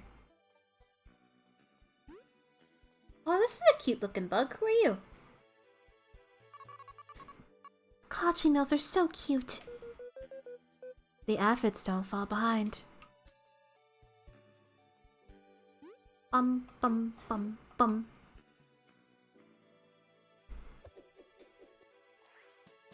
Do do do ba ba da da ba ba da da ba ba ba da da ba ba da ba da da ba ba da da ba ba ba. Oh, there he is! Hey! Close your eyes as hard as you could for the first time. Hi, Noka! Welcome, welcome! Yeah, don't worry. You didn't miss Well, you missed stuff. I cried a lot, but don't worry about it. By the spicy berries of the land, your horn! We're guessing that rock did this to you. Oi, you gotta tell us what happened, or we can't help. Fine, I'll tell you. Yeah, I cried a lot. I was a mess. Thank you for the Jortzas. I was gonna break the rock to be the strongest, then my horn broke. It doesn't hurt or anything, but some bandits stabbed it. I can't heal it. Oh, thank you. I'll take a sippy. Crying means you lost hydration. Drink. Okay, fine, fine. There, did you hear me slurp? What could bandits possibly do with your horn? Don't ask me! I need it, or I can't break the rock! That should be the least of your worries. Look, just leave it to us. We'll get it back from the bandits. Try not to break anything else until we return. Oh! What? Appleman6, thank you for following! Hello! How you doing? I hope you enjoy your stay. We got your horn. Ooh. Here you go. Yay! You really got it! I'm all patched up now! Alright, now you should definitely rest. I'm gonna go do it! I'm gonna break that rock! Wait! What? Oz! Oz! What? What the fuck? Thank you for the 10 gift subs. What the hell's wrong with you? Well, I hope Gay Undead, Beck VT, MN Gamer TV2, Lazuli Drakina, TNSTD, Magna Num, Cinemuff, Swiffy22, Japanime 20, Lacunosa 2, all enjoy their subs. What the fuck? Thank you. That's so nice. You didn't have to. Oh my God, you're too nice. You're too nice! Stop it. Stop that. Gonna do it. I'm gonna break that rock. Well, there he goes. Well, that's one quest cleared up. Oh. Oh, it's the ant! It's the cool ant! Nothing like resting after some fixing. No, don't!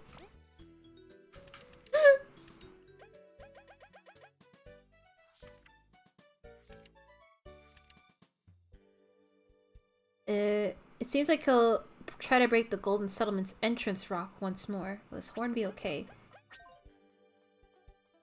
So we have to go check up on him?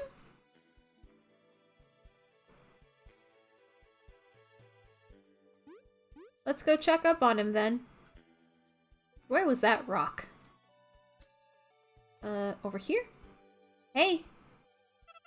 It's you! Thank you so much. Now I can break this rock. I implore you to reconsider. You've hurt yourself already. Nah, I'ma do it. Just watch. Look at Kabu. Oh. Oh! He actually did it! Mightier Pebble Metal. Grants Kabu the Boulder Toss skill. Ooh! Well, it's not quite broken, but... I did it! I broke the rock! A champion of the people! So much honor! Congrats! Whatever. Oh, Kabu! I can rest now. I deserve it for working so hard. See you and thanks! Oh, Kabu looks so sad. Well, we got a medal out of it. Let's equip it. So, let's...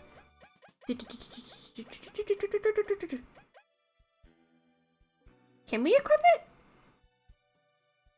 Actually, yeah, we can. Yay! Actually, we can equip both of them. I enjoy everyone. Tenjin. Hello! Kabu. Maybe I enjoy everyone.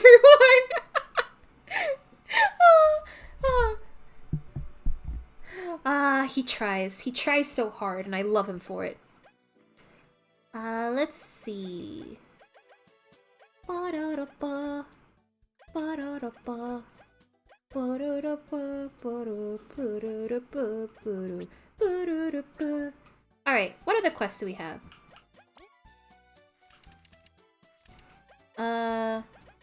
Ore wanted. I'm creating a most fantastic work, but I'm missing a rare ore. I cannot leave town to search for it in Stream Mountain's peak. Would anyone be able to go in my stead? Stream Mountain? Where was Stream Mountain again?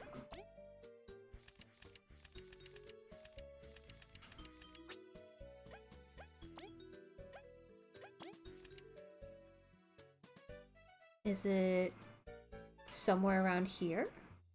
Ancient Castle, Bandit Hideout, Snakemouth Den, Ant Kingdom City, Lost Sands, Defiant Root,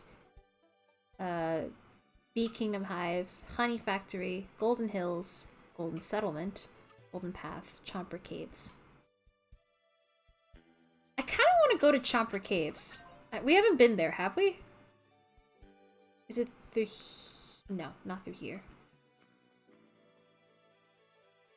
We haven't explored Chomper Caves, have we? I kind of wanna. Let's go, let's go, let's go.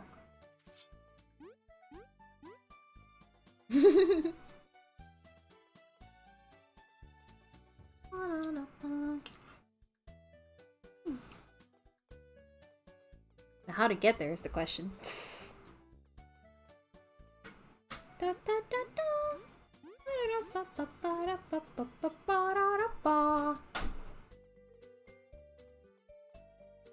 Not here, that's for sure. Chimkin? Enjoy your chimkin! I also enjoyed some chimkin.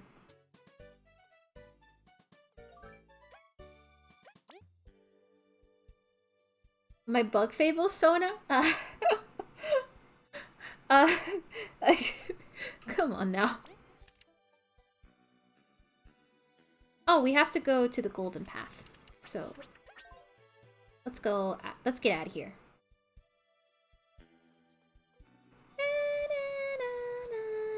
Oh, hey, these two! Hey, yeah. Great festival this year, eh? I know, right? We heard some interesting rumors during it. You know, of the windmills leading to the settlement? Yes, they help provide power to Bagaria, do they not?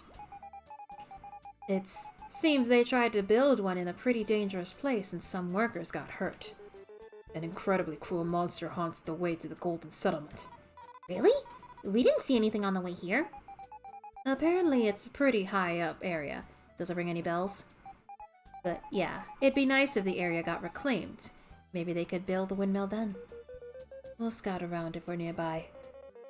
Thank you for the information. Be wary of traveling there as well. No worries. Have safe travels, everyone. They're so cool. They're so cool. Get away from me! Get away from me! Ah! Ah! Oops. Oh, wait. No! Get away!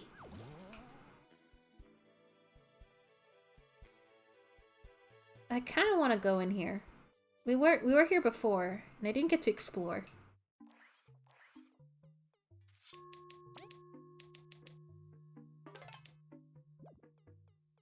I want to explore this place. That's a big plant. Whoa! Oh. Okay, it doesn't... Oh, whoops.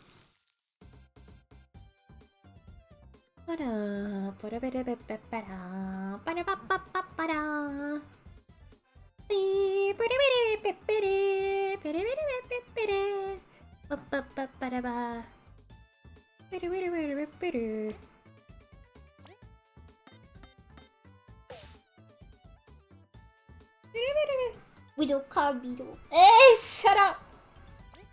Shut your mouth! Don't tease me.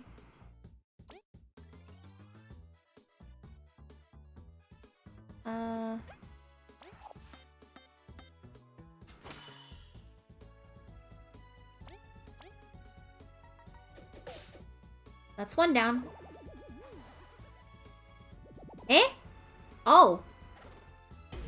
Oh my god! Okay.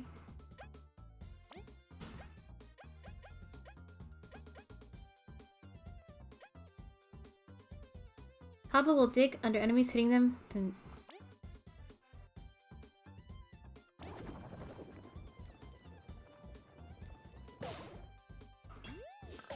Whoa!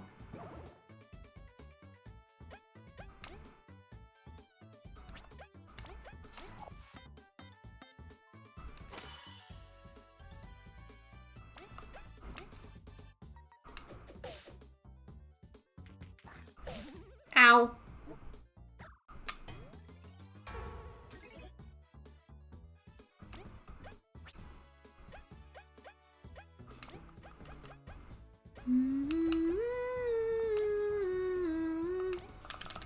Go gobble, go gobble, go gobble, go gobble!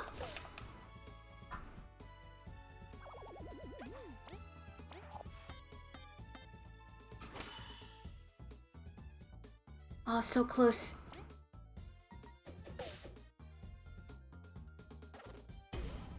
Carbeetle PNG tuber, stop. Stop. Maybe someday. That's one down.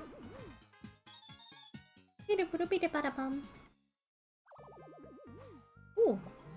Drowsy cake. It's embarrassing! Stop!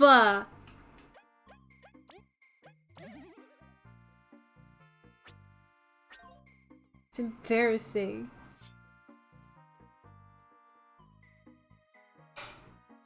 Lots of chompers in the area. Ah! Oh my god! Oh my god! Oh my god, there's so many! Oh, what? Oh! Oh, we can just kill them instantly. Pog. Or... if I didn't stop. Oh my god, that's way too much. Okay, no, I'd rather not deal with that.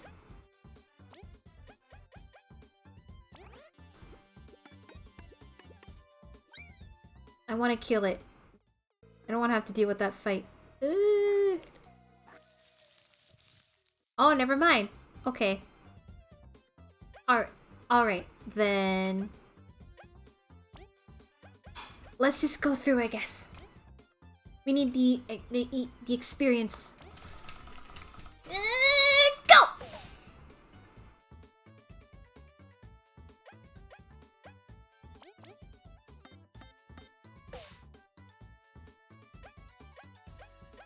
Let's use this one.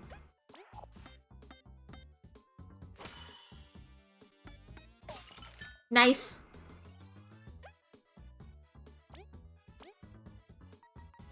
Bonk. Nice!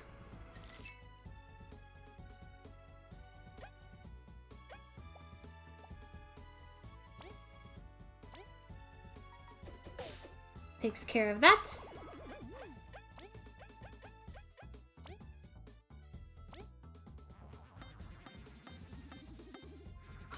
Woo!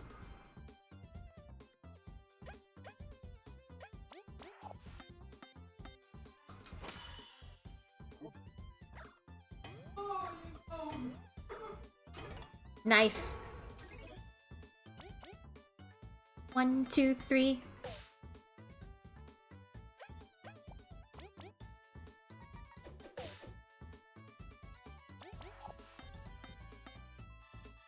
There we go.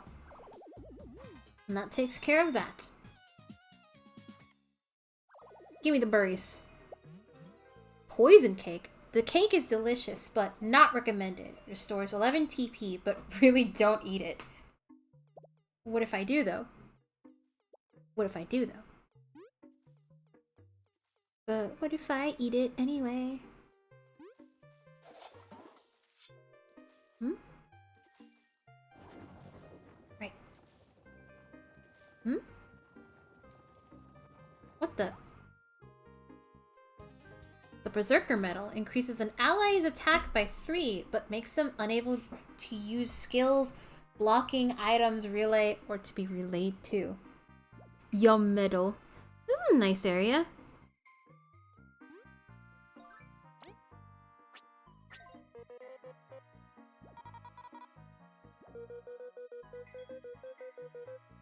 This is a nice looking area. Is there anything else here?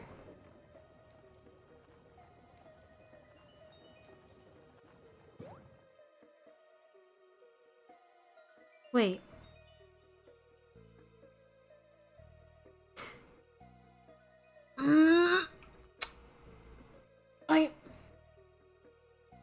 I need to confirm. I need a confirmation or denial. Is this a Hollow Knight reference? Because that looks like a nail. That looks like a nail. That looks like a nail. I said that's this.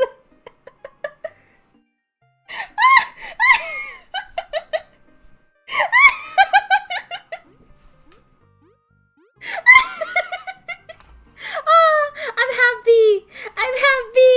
Ah! Oh my god, it's got the white delicate flowers and the nail. Oh my god. My dumb little headcanons of Hollow Knight and Bug Fables taking place in the same universe are coming to fruition. Oh my god! I'm happy. I'm happy. I'm happy here. This made me happy. I'm a happy little camper.